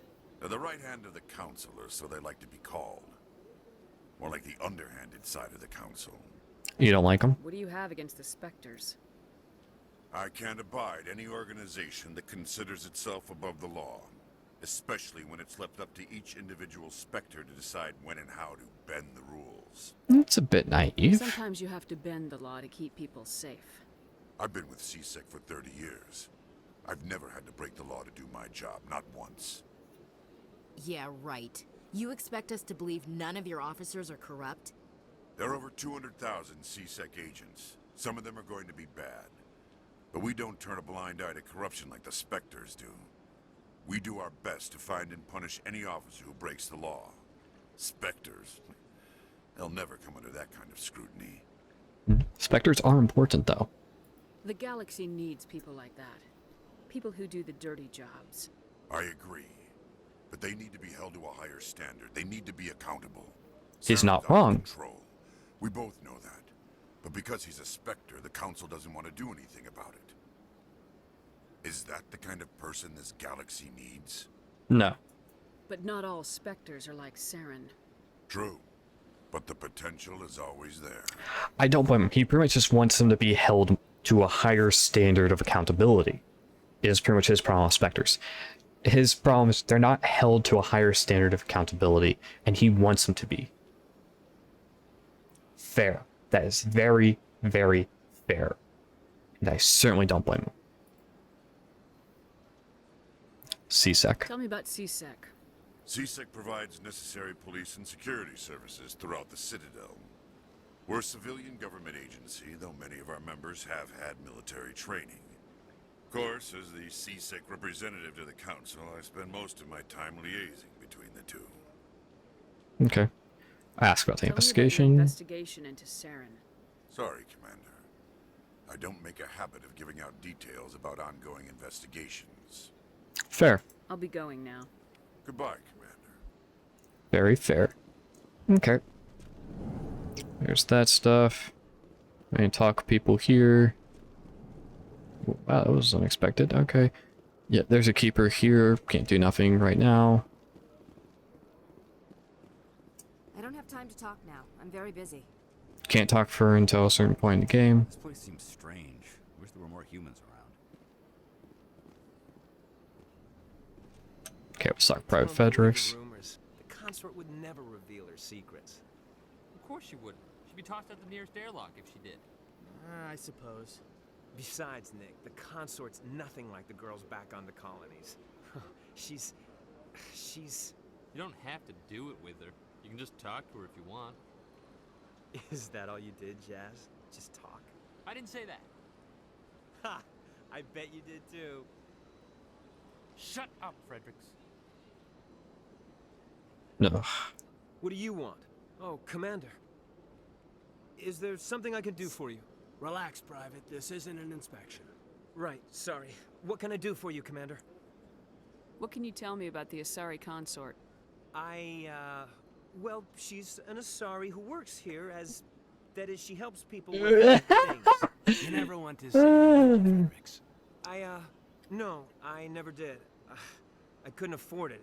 It costs half a year's credits just to go in and talk to her. Where is Can you she? please tell me where I can find her? Sure. She's across the bridge from the embassies. Thanks, kid. Have fun. Try not to get into too much trouble. I will. Have fun, that is. Oh, I'm sorry that that conversation's just too damn funny. Hello, Commander. Okay. Can I get you something? Oh, why not? What have you got? Information, mostly. Would you like to know about some points of interest nearby? Fill me in. What's going on around here? Well, you found the embassies. Not much going on here. Across the bridge, you'll find the bank, the Emporium, and Shaira's. If you haven't heard of her, you soon will. If you need supplies, you can try the markets one level below. For entertainment, I'd try Flux or Cora's Den. Shaira's. Shaira's. The consort, she entertains clients who can afford her services. Most of the diplomats and ambassadors have visited her at one time or another. She's a very powerful woman, but also very respected. That's true. When you work in that line of business, if you're higher up you get, more respected you are. It's true. Honestly, people that work that sort of job should have, should be given more respect than they are, in all honesty. Tell me about Flux and Cora's Den. Well, Flux has gambling and dancing, certainly more lively than this place. Cora's Den, on the other hand, well, let's just say it's livelier and deadlier, all at the same time. As I heard from one of the people I've seen play for this, they pretty much said, think the cantina from Star Wars. You'd be exactly right to do so. It is a lot like that. Alright, investigate. I should go. Goodbye. So long, Commander. Have a pleasant day. Alright, give me a second, everyone.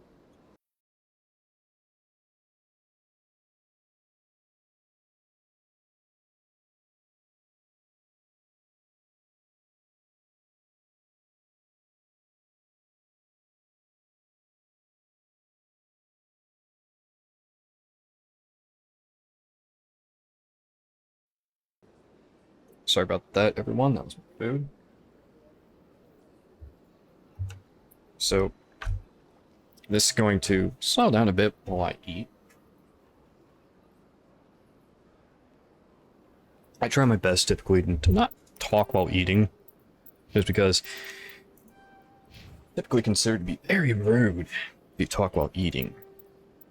Let's get a save state.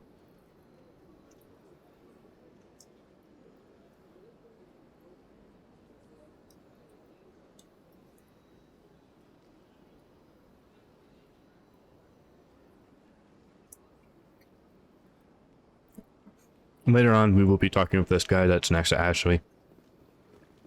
He's for a quest. So just a heads up, everyone. I'm gonna go ahead and mute my mic while I eat. And I'll just run around talking to people. Okay, that'll work.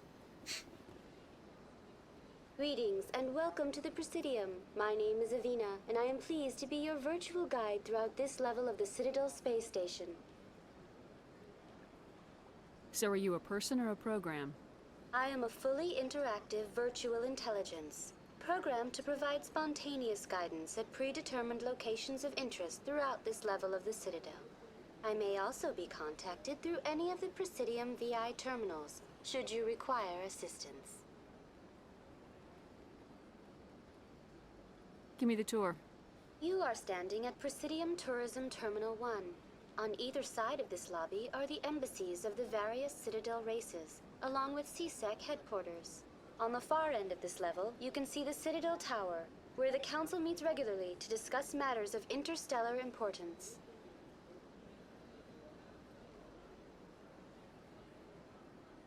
I want to know more about Citadel security. Citadel security serves as law enforcement for all regions of the Citadel, though the majority of officers serve in the wards. Executor Palin, a Turian, is the current head of CSEC, but individuals from virtually every species across Citadel space serve as officers beneath him. If you wish to learn more, Executor Palin's office is located in the CSEC headquarters just across the lobby. Tell me about the embassies. Each species in Citadel space important enough to be consulted on matters of galactic politics maintains an embassy on the Presidium. The Volus were the first non-council species to be granted an embassy, roughly 2,384 galactic standard years ago. As Citadel space has expanded, more embassies have been added. The most recently added embassy belongs to your own species, humanity. It was added 19 galactic standard years ago, despite some rather vocal opposition. Why were people trying to keep my species out? Some species felt humanity was given preferential treatment.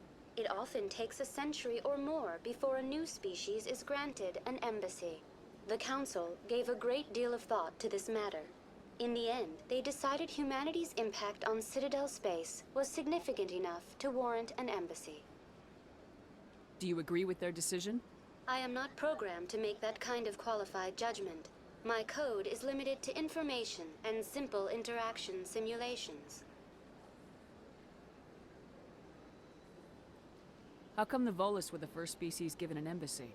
In the early years following the formation of the Council, the Volus were, apart from the Asari and Solarians, the most populous and widespread species in Citadel space. They established many new colonies and trading outposts, and they petitioned the Council for a greater role in determining interstellar policy. In recognition of their work to expand interstellar trade and establish a standardized galactic economy, the Volus were granted an embassy here on the Citadel. Why weren't they made a council race? The Council races have extensive responsibilities. They must provide personnel and ships for the Citadel fleets. They often provide economic aid in times of disaster. It would be unfair to demand such an enormous burden of a species unable to meet these obligations. The embassies allow lesser species to have a voice on the Citadel. That's pretty damn arrogant. I apologize if my personality has offended you. Please submit all formal complaints in writing to the Citadel Tourist and Visitor Board. Do you know anything about specters? The term Spectre is derived from the branch of Special Tactics and Reconnaissance. Each Spectre agent is hand-picked by the Council. Their primary role is preserving galactic stability and resolving volatile situations that cannot be handled through normal political channels. In this role, they are granted extraterritorial rights and jurisdictions. Spectres answer to no law or authority except the Council itself. What can you tell me about the Citadel Council? Originally, the Council consisted of representatives from the Asari and Solarians, the two dominant species in Citadel space.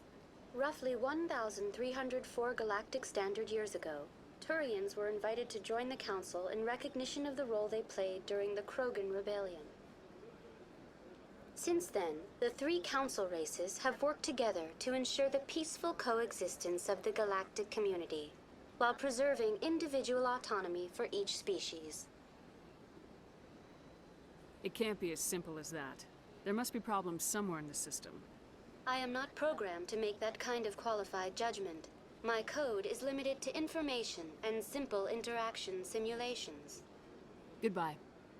Goodbye, and thank you for using Avina. Please enjoy your visit to the Citadel.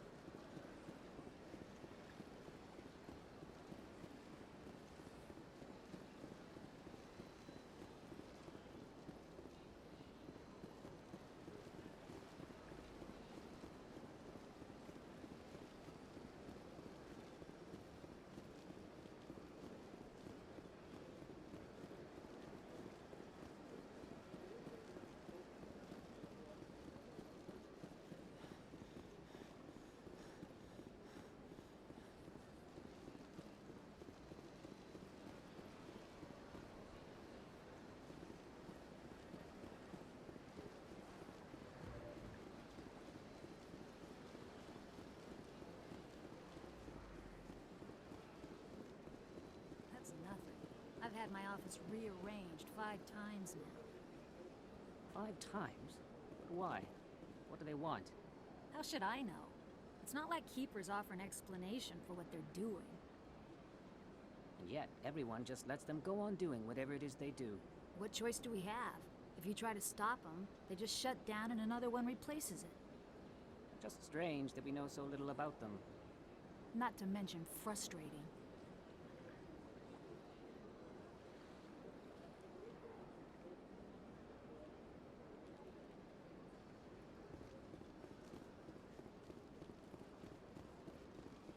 Welcome. I am Naylina. I don't recognize you as one of our expected clients today. Would you like me to see when the consort will be able to meet with you? Can't I just go in? I'm afraid not. Yeah, you must understand there are many who seek the consort services. But if you wish to leave your name, she'll make every effort to meet with you. What do you do here, Naylina? I'm one of the consort's acolytes. Many of the people here today will not see the consort, but they expect to be attended to just the same.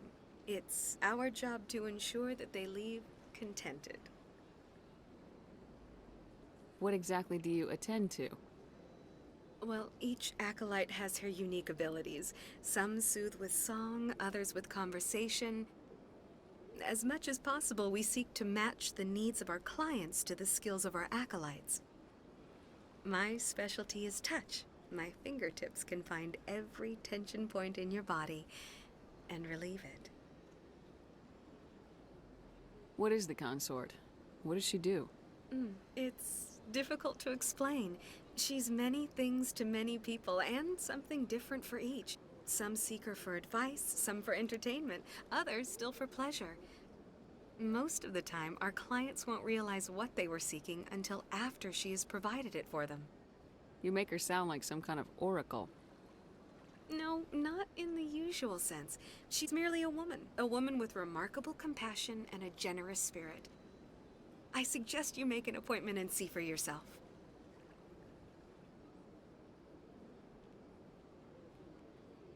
What do you do here, Naylina? I'm one of the Alright, so we already heard It's our that. job to ensure What exactly? as my specialty is Sounds touch. interesting. I'd like to try out your services. Excellent. I'll add you to our client list. We should be able to see you in 3 or 4 months. Nobody's worth that much of a wait. Well, that's not for me to judge. I have your name and you'll be contacted. Is there anything else? What is the consort? What is she? It's most of the time our client. Yeah, we I already went suggest through you make an that. appointment and see for Okay. yourself. Oh, well, I hope you'll return sorry. again in the future. We Did always not mean to enjoy actually seeing skip that. clients. Naylina, Yes, Shaira? send the commander up to see me. I wish to speak with her. Yes, of course, mistress.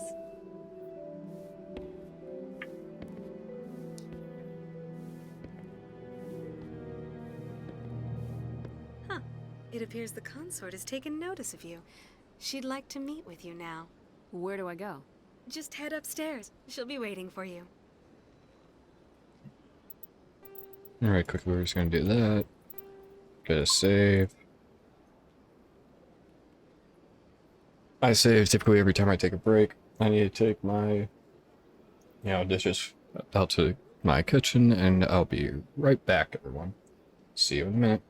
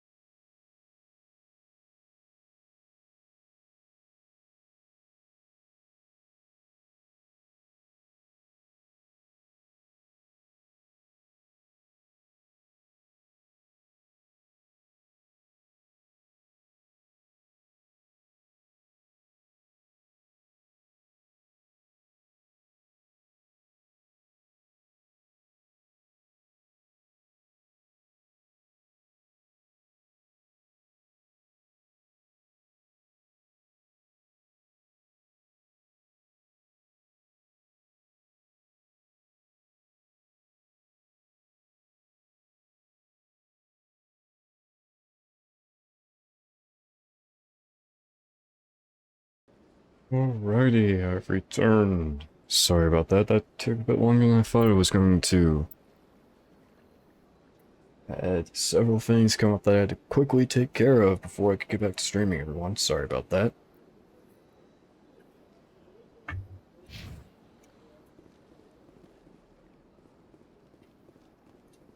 I see even the humans find the consort irresistible. This is my first time. I can't believe I didn't come sooner. I'd spend all day here if I could. Isn't this place terrific? This is the most... Welcome. It is a pleasure to see you. You're with the Alliance? My brother's a private back on Earth. The consort is a wonderful person. She has quite a gift.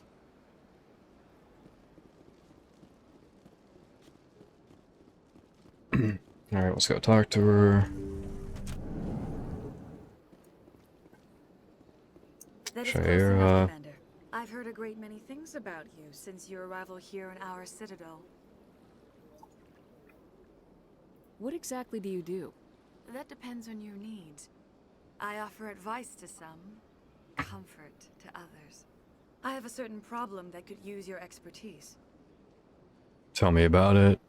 Maybe I can help. I have a friend, Septimus, a retired Turian general. I won't discuss the details, but he wanted me to be more than I could be. We had a falling out. Now he spends his days in Korra's den, drinking and spreading lies about me. If you would speak to him as a fellow soldier, I believe he will listen to you and let the matter be. What happened between you? I respect his privacy too much to go into the details. If he wishes to tell you what happened, that is his prerogative.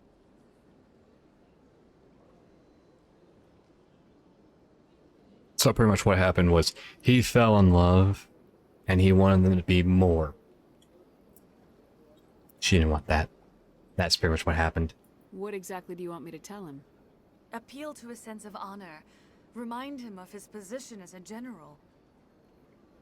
If you can convince him to stop spreading lies about me, I would be very grateful.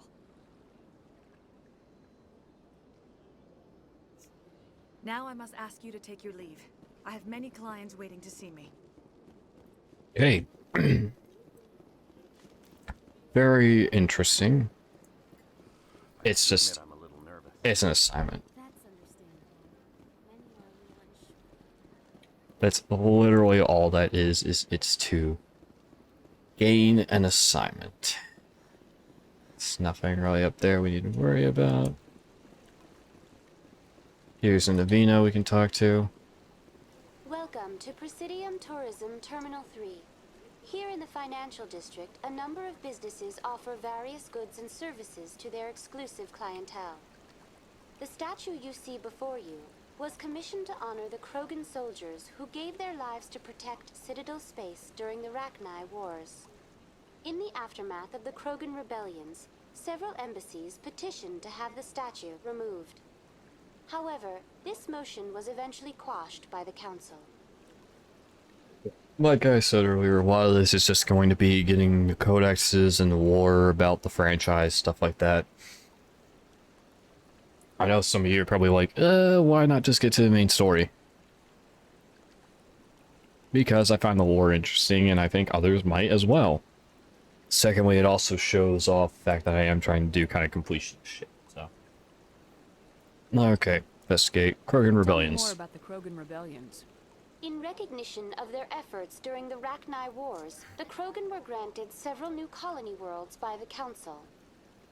Over the next 400 years, the Krogan species began to expand. Blessed with an extremely high birth rate, their numbers began to swell. Faced with a critical overpopulation crisis, the Krogan started a violent colonization of nearby worlds inhabited by other Council species. The Krogan rebellions had begun. For a full century, the Council and its member species fought to bring the Krogan under control. With the aid of the newly discovered Turian Empire, they were ultimately successful. Sounds like a vicious cycle. You needed the Krogan to stop the Rachni, then you needed the Turians to stop the Krogan. So who's gonna stop the Turians? I am sorry, but that question is beyond my programming parameters. The Turians are members of the Citadel Council. They are not a threat to galactic peace. Sure, they're not. Sure. Yeah, sure. Memorial Why statue. did the council fight so hard to keep the statue? The Krogan were instrumental in saving the galaxy from the Rachni threat. The Council believed this historical fact should not be forgotten. The Council also hoped that preserving the memorial would improve diplomatic relations with the Krogan and bring about a peaceful resolution to the rebellions. Unfortunately, the Krogan refused to negotiate and only surrendered after their population and homeworlds had been ravaged by the Turians. Ugh. Sounds like they got what they deserved. I am sorry, but a value judgment of that nature goes beyond my programming. Rachni Wars. What were the Rachni Wars? Nearly 2,200 years ago, explorers seeking to expand Citadel space opened up mass relays leading to systems controlled by the Rachni. A highly intelligent and aggressive insect race, the Rachni unleashed a war of conquest against the rest of the galaxy that lasted for nearly 3 centuries. The emergence of the Krogan finally turned the tide in favor of the Citadel species. Krogan forces provided the numbers necessary to halt the Rachni advance and drive them back. The Krogan then pursued their retreating fleets. Able to survive the harsh environments of the Rachni homeworlds, the Krogan hunted their enemy to extinction. Now that's a little Is it extreme. really necessary to wipe them out? I am sorry, but a value judgment of that nature goes beyond my programming. That's all for now. Thank you for using Avina. Have a pleasant day. There's another keeper there. Yes. Okay, so here we come. This is needed. Ah, human. This one is greatly pleased to see you here in my decadent emporium. Who are you? This one's face name is Delaninder, though many in this place simply refer to it as Delan. Please take time to examine the fine goods it has for purchase, all of great worth. What exactly do you sell? Only the finest and most luxurious items that credits can buy.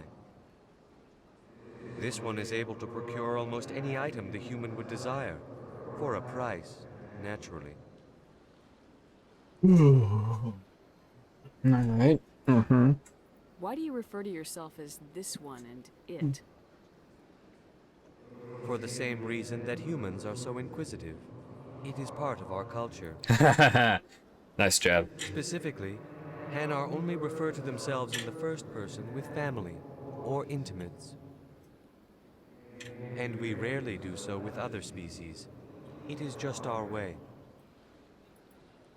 Fair enough. Who are you? This one's face name is Delaninder, though many in this place simply refer to it as Delan. Please take time to examine the fine goods it has for purchase, all of great worth. Okay, I'd like to buy Show me your something. items.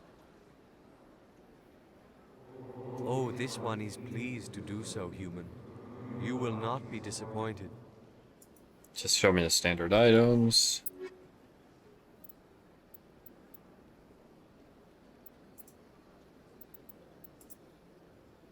Yeah. This one's not as good.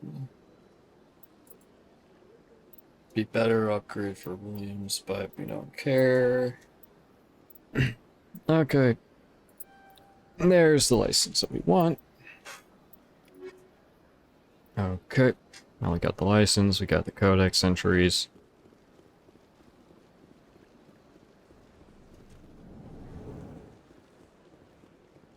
What's this? One of the Earth Clan. Ah, a very famous one, yes? You are the one called Shepherd. The tale of how you survived the great tragedy on Akuz is truly remarkable. I am amazed each time I hear it. Have we met? You've got me at a disadvantage here. Forgive me, Earth Clan. My name is Barla Vaughn. My job makes it necessary for me to keep informed. I am a financial advisor to many important clients here on the Citadel. When someone as important as yourself arrives on the station, I take notice. Personal questions. Tell me more about your job. Galactic finance is incredibly complex. A mix of laws and regulations from dozens of interstellar economies. I'm an Makes expert sense. in how all these economies interact. For a fee, I share my expertise.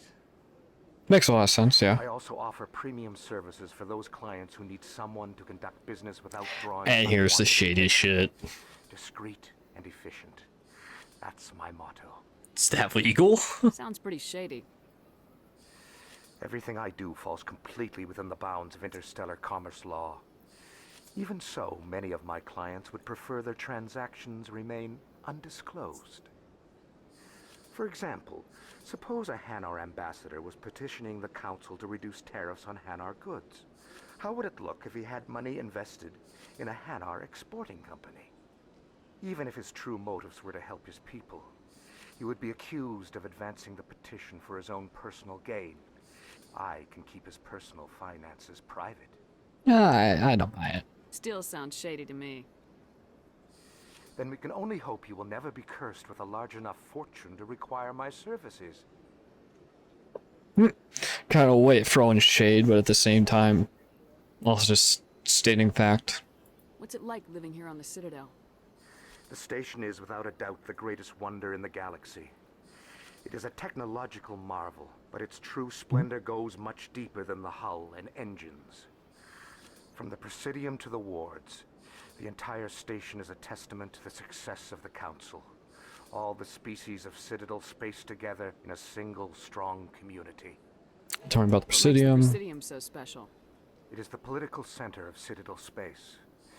80% of all intelligent species in the known galaxy acknowledge the Council's authority on interstellar matters. But only the most powerful and influential species have embassies here on the Presidium. This level of the station is reserved for the elite, Shepard. People like us. Tell me about the What are the wards. wards like? The cultural heart of the galaxy. They pulse with the lifeblood of millions of citizens from dozens of different species. You never know what you'll find down in the wards, Commander. It's always full of surprises. Fortunately, most of them are pleasant. I should go. Goodbye, Commander. I'm also going to state Paragon does have some stuff for missions later.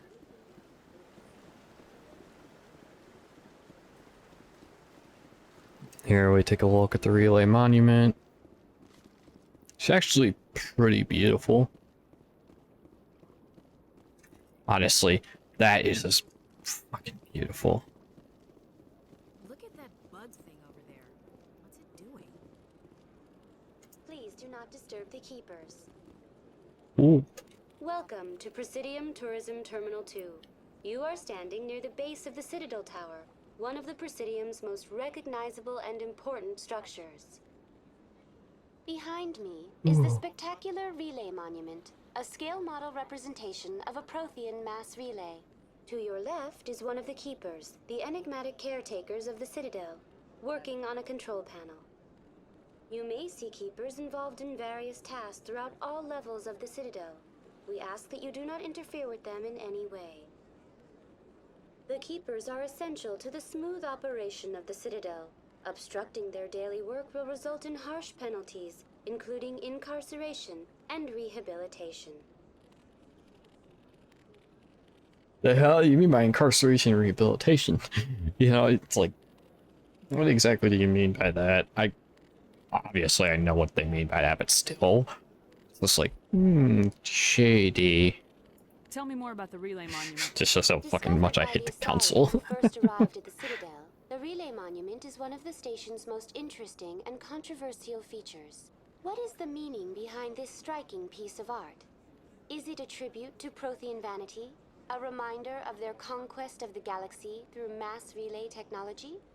Or perhaps it is a symbol of unity, a Prothean acknowledgement that the relays would eventually lead other species here to the Citadel.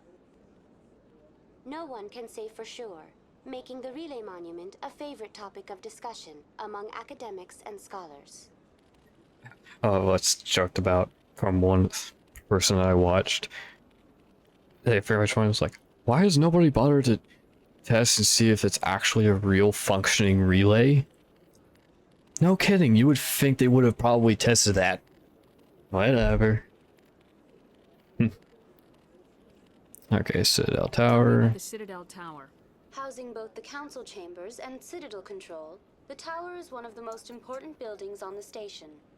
Access to these areas is restricted to those with the appropriate clearance. What happens in Citadel Control? Citadel Control handles all incoming and outbound transit.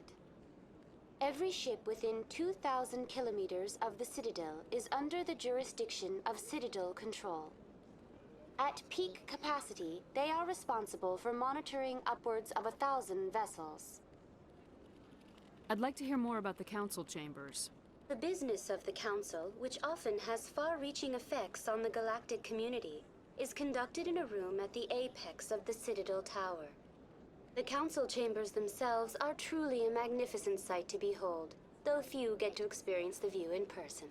Typically, only the councilors, ambassadors, and high-ranking officials, along with various support staff, are allowed access. What if someone has business with the council? The average citizen must go through the proper channels if they wish an audience with the council. This is usually arranged through their respective ambassadors. Even then, few are given access to the actual council chambers. In most cases, the ambassador acts on behalf of the citizen. I'm scheduled to have an audience with the council. Only a handful of visitors to the Citadel are ever granted that privilege. I would be jealous, but that is outside the scope of my programming. Yeah, that's creepy. I'd like to know more about the Keepers. Little is known about these peaceful servants of the Citadel, though they are essential to the operation and maintenance of the entire station. Citadel regulations protect the Keepers against interference during the performance of their tasks. Failure to comply will result in harsh penalties. Keepers can be seen in all sections of the Citadel, but are typically found in and around the tower. Any particular reason there are so many Keepers in this area? The Keepers do not communicate with other species. It is assumed, however, that the tower houses the Citadel's primary control systems. Many of the station's systems, such as navigation and life support, function automatically. It is believed the Keepers operate those systems from inside the tower's inaccessible core. The Keepers also make frequent appearances in the council chamber itself, though they appear to be just passing through on their way to some other destination. That's all for now. Okay, more codex. Have a pleasant day. That takes us up Citadel Tower, which is not where we're going.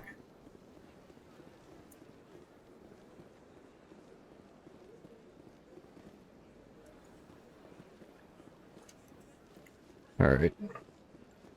Here would be to the wards currently until we do the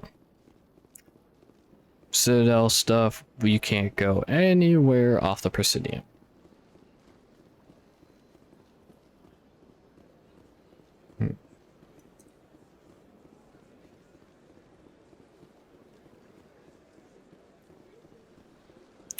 Okay.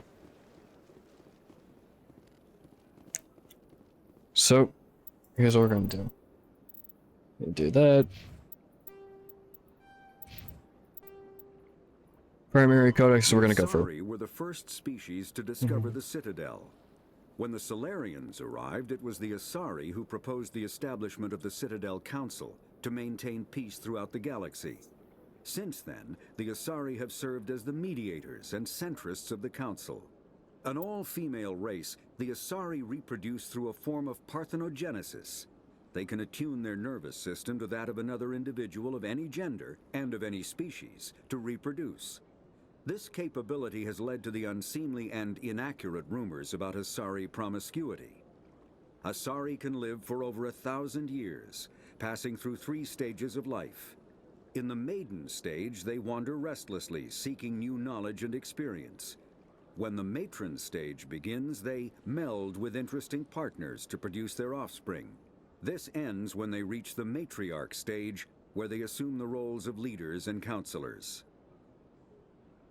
Okay. So we're going to finish off today's stream by going through all the primary ones. Those are ones that have all the voice log stuff. And that will be how we finish today off. Roughly 1,200 years ago, the Turians were invited to join the Citadel Council to fulfill the role of galactic peacekeepers. The Turians have the largest fleet in Citadel space, and they make up the single largest portion of the Council's military forces. As their territory and influence has spread, the Turians have come to rely on the Solarians for military intelligence and the Asari for diplomacy. Despite a somewhat colonial attitude towards the rest of the galaxy, the ruling hierarchy understands they would lose more than they would gain if the other two races were ever removed. Turians come from an autocratic society that values discipline and possesses a strong sense of personal and collective honor. There is lingering animosity between Turians and humans over the First Contact War of 2157, which is known as the Relay 314 incident to the Turians. Officially, however, the two species are allies, and they enjoy civil, if cool, diplomatic relations. Okay, and that's for... Well, we have the council races so far, now for the extinct races. 50,000 years ago, the Protheans were the only spacefaring species in the galaxy. They vanished in a swift galactic extinction. Only the legacy of their empire remains. They are believed to have built the mass relays and the Citadel, which have allowed numerous species to explore and expand throughout the galaxy. Prothean ruins are found on worlds across the galaxy. While surprisingly intact for their age, functioning examples of Prothean paleotechnology are rare. Time and generations of looters have picked their dead cities and derelict stations clean. Some believe the Protheans meddled in the evolution of younger races.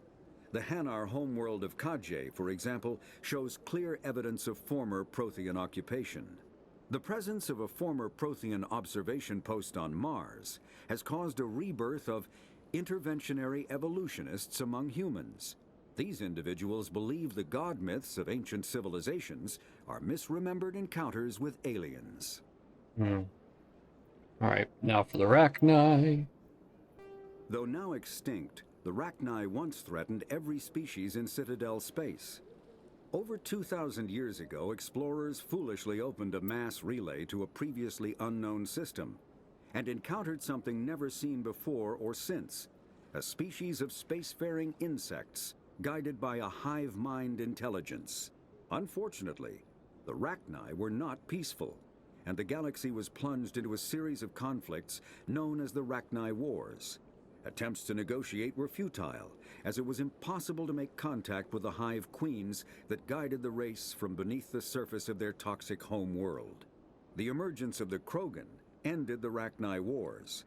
Bred to survive the harshest environments, the Krogan were able to strike at the queens in their lairs and reclaim conquered council worlds.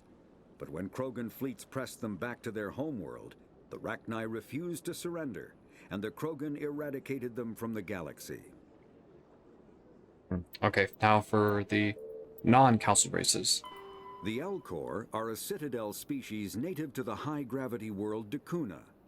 They are massive creatures, standing on 4 muscular legs for increased stability. Elcor move slowly, an evolved response to an environment where a fall can be lethal. This has colored their psychology, making them deliberate and conservative. Elcor's speech is ponderous and monotone.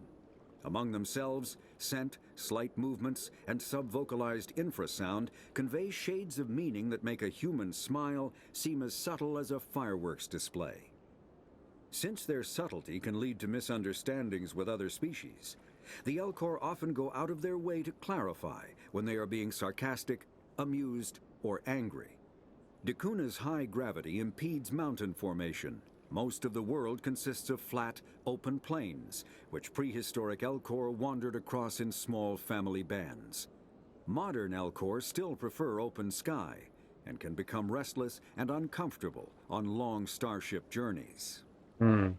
Interesting. I'm sure that sorry, some people are kind of just like, I don't care about this. That's fine. This isn't for those who don't care. This is for those who actually care. You know, this is for those who find this interesting. Okay, now for the Geth. The Geth are a humanoid race of networked AIs.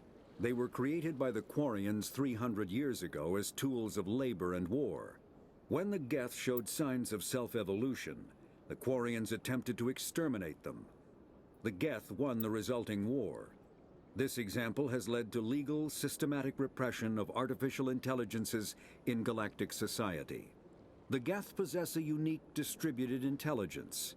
An individual has rudimentary animal instincts, but as their numbers and proximity increase, the apparent intelligence of each individual improves. In groups, they can reason, analyze situations, and use tactics, as well as any organic race. Geth space is located at the trailing end of the Perseus Arm, beyond the lawless Terminus systems. The Perseus Veil, an obscuring dark nebula of opaque gas and dust, lies between their space and the Terminus systems.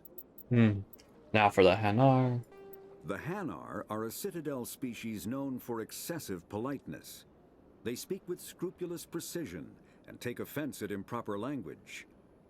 Hanar that expect to deal with other species take special courses to help them unlearn their tendency to take offense at improper speech. All Hanar have two names. The face name is known to the world. The soul name is kept for use among close friends and relations.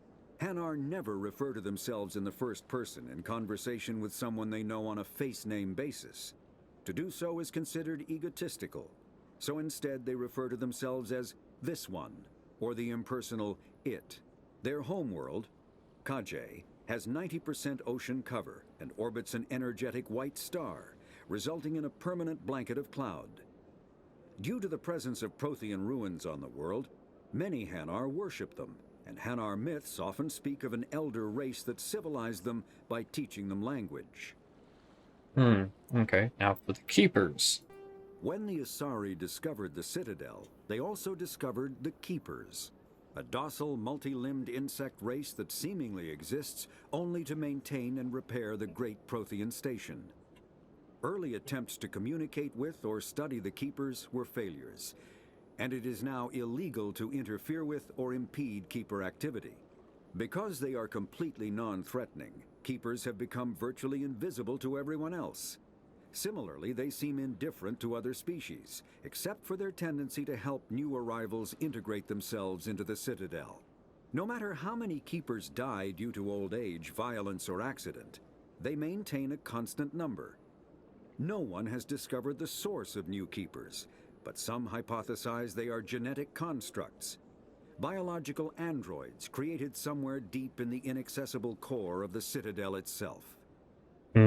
Okay, now for the Volus. The Volus are a member species of the Citadel with their own embassy, but they are also a client race of the Turians. Centuries ago, they were voluntarily absorbed into the hierarchy, effectively trading their mercantile prowess for Turian military protection. Erun, their homeworld, lies far beyond the normal life zone of its star. However, the world has a high-pressure greenhouse atmosphere that traps enough heat to support an ammonia-based biochemistry. As a result, the Volus must wear pressure suits and breathers when dealing with other species, as conventional nitrogen-oxygen-air mixtures are poisonous to them, and in the low-pressure atmospheres tolerable to most species, their flesh will actually split open. Oof. Volus culture is tribal, bartering lands and even people to gain status. This culture of exchange inclines them to economic pursuits. It was the Volus who authored the Unified Banking Act, and they continue to monitor and balance the Citadel economy. Okay, interesting. Now, aliens, non-sapient creatures. After the Geth secure a location, they round up and impale dead and living bodies on mechanical spikes. The spikes rapidly transform these victims into withered husks, extracting water and trace minerals, and replacing them with cybernetics.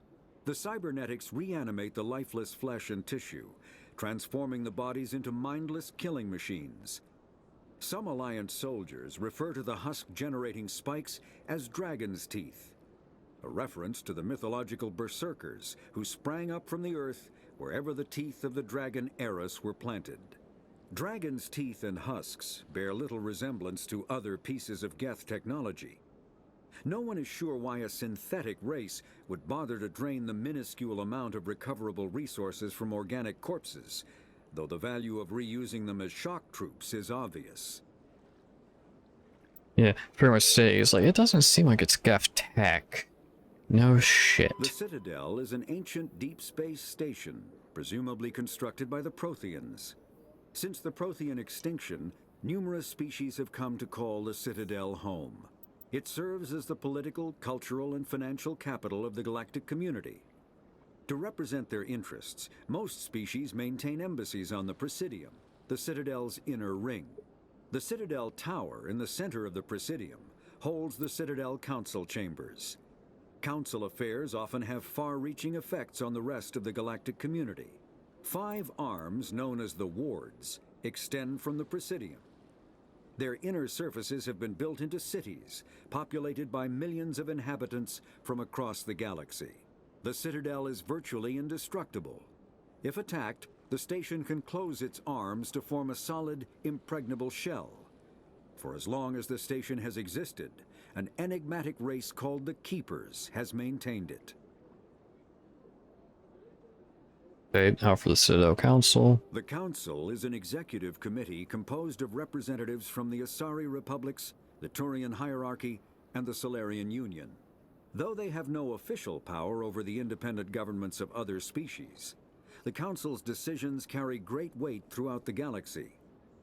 No single Council race is strong enough to defy the other two, and all have a vested interest in compromise and cooperation. Each of the Council species has general characteristics associated with the various aspects of governing the galaxy. The Asari are typically seen as diplomats and mediators. The Solarians gather intelligence and information. The Turians provide the bulk of the military and peacekeeping forces. Any species granted an embassy on the Citadel is considered an associate member, bound by the accords of the Citadel Conventions. Associate members may bring issues to the attention of the Council, though they have no input on the decision. The Human Systems Alliance became an associate member of the Citadel in 2165. Okay, Spectres. Spectres are agents from the Office of Special Tactics and Reconnaissance, and answer only to the Citadel Council. They are elite military operatives, granted the authority to deal with threats to peace and stability in whatever way they deem necessary. They operate independently or in groups of 2 or 3. Some are empathetic peacekeepers, resolving disputes through diplomacy. Others are cold-blooded assassins, ruthlessly dispatching problem individuals. All get the job done one way or another, often operating outside the bounds of galactic law. The Spectres were founded after the Solarians joined the Council. For many years they operated in secrecy as backroom problem solvers. Only after the Krogan rebellions did their activities become publicized. Assignment of a Spectre is less contentious than a military deployment, but makes it clear that the Council is concerned about a situation.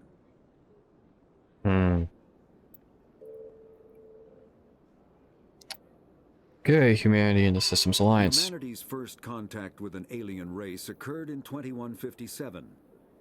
At that time, the Alliance allowed survey fleets to activate any dormant mass relays discovered, a practice considered dangerous and irresponsible by Council-aligned races.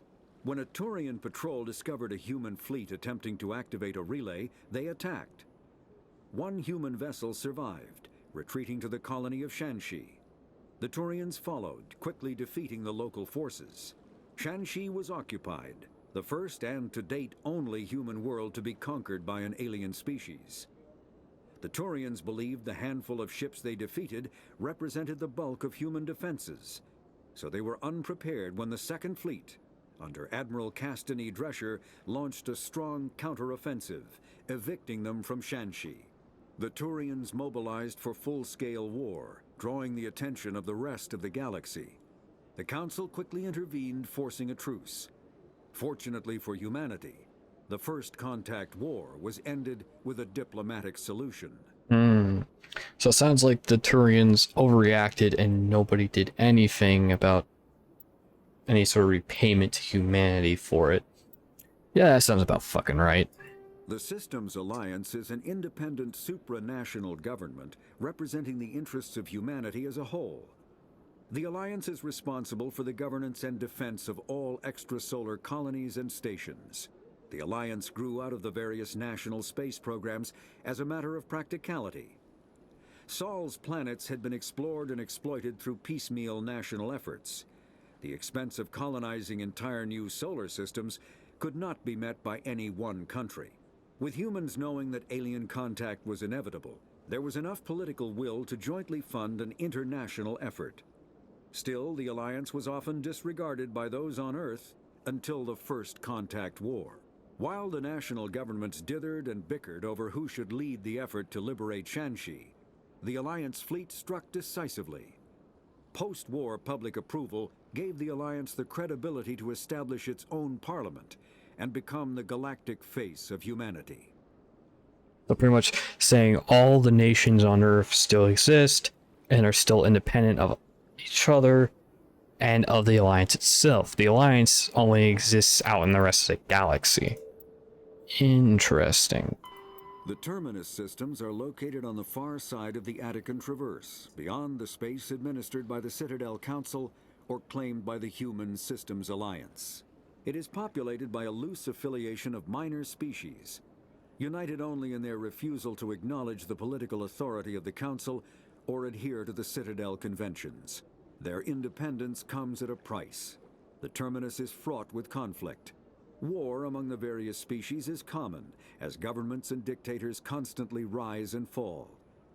The region is a haven for illegal activities, particularly piracy and the slave trade. At least once a year, a fleet from the terminus invades the nearby Attican Traverse.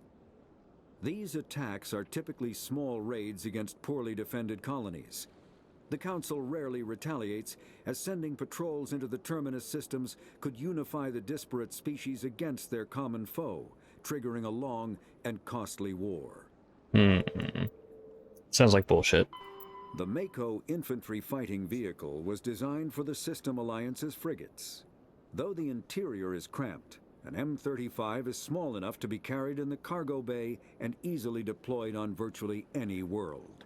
With its turreted 155mm mass accelerator and coaxially mounted machine gun, the Mako can provide a fire team with weapon support as well as mobility.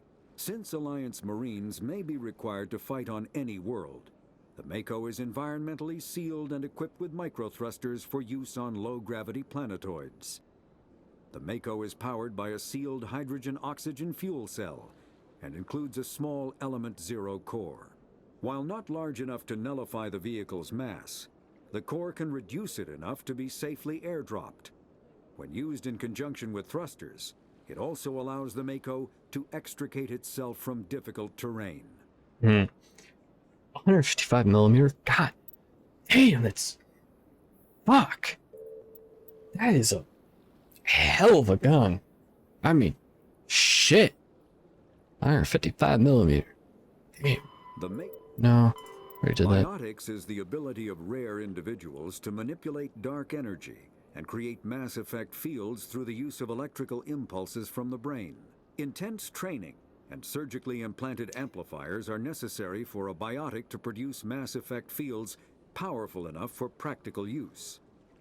The relative strength of biotic abilities varies greatly among species and with each individual. There are 3 branches of biotics. Telekinesis uses mass-lowering fields to levitate or impel objects. Mass-raising kinetic fields are used to block or pin objects. Spatial distortion uses rapidly shifting mass fields to shred objects. Most organic species are capable of developing biotic abilities, though there are risks involved. Biotics are the result of an in utero exposure to Element Zero. This usually causes fatal cancers in the victim, but in rare cases, it coalesces into nodules within the fetus's developing nervous system. Interesting. And now to continue onto VIs.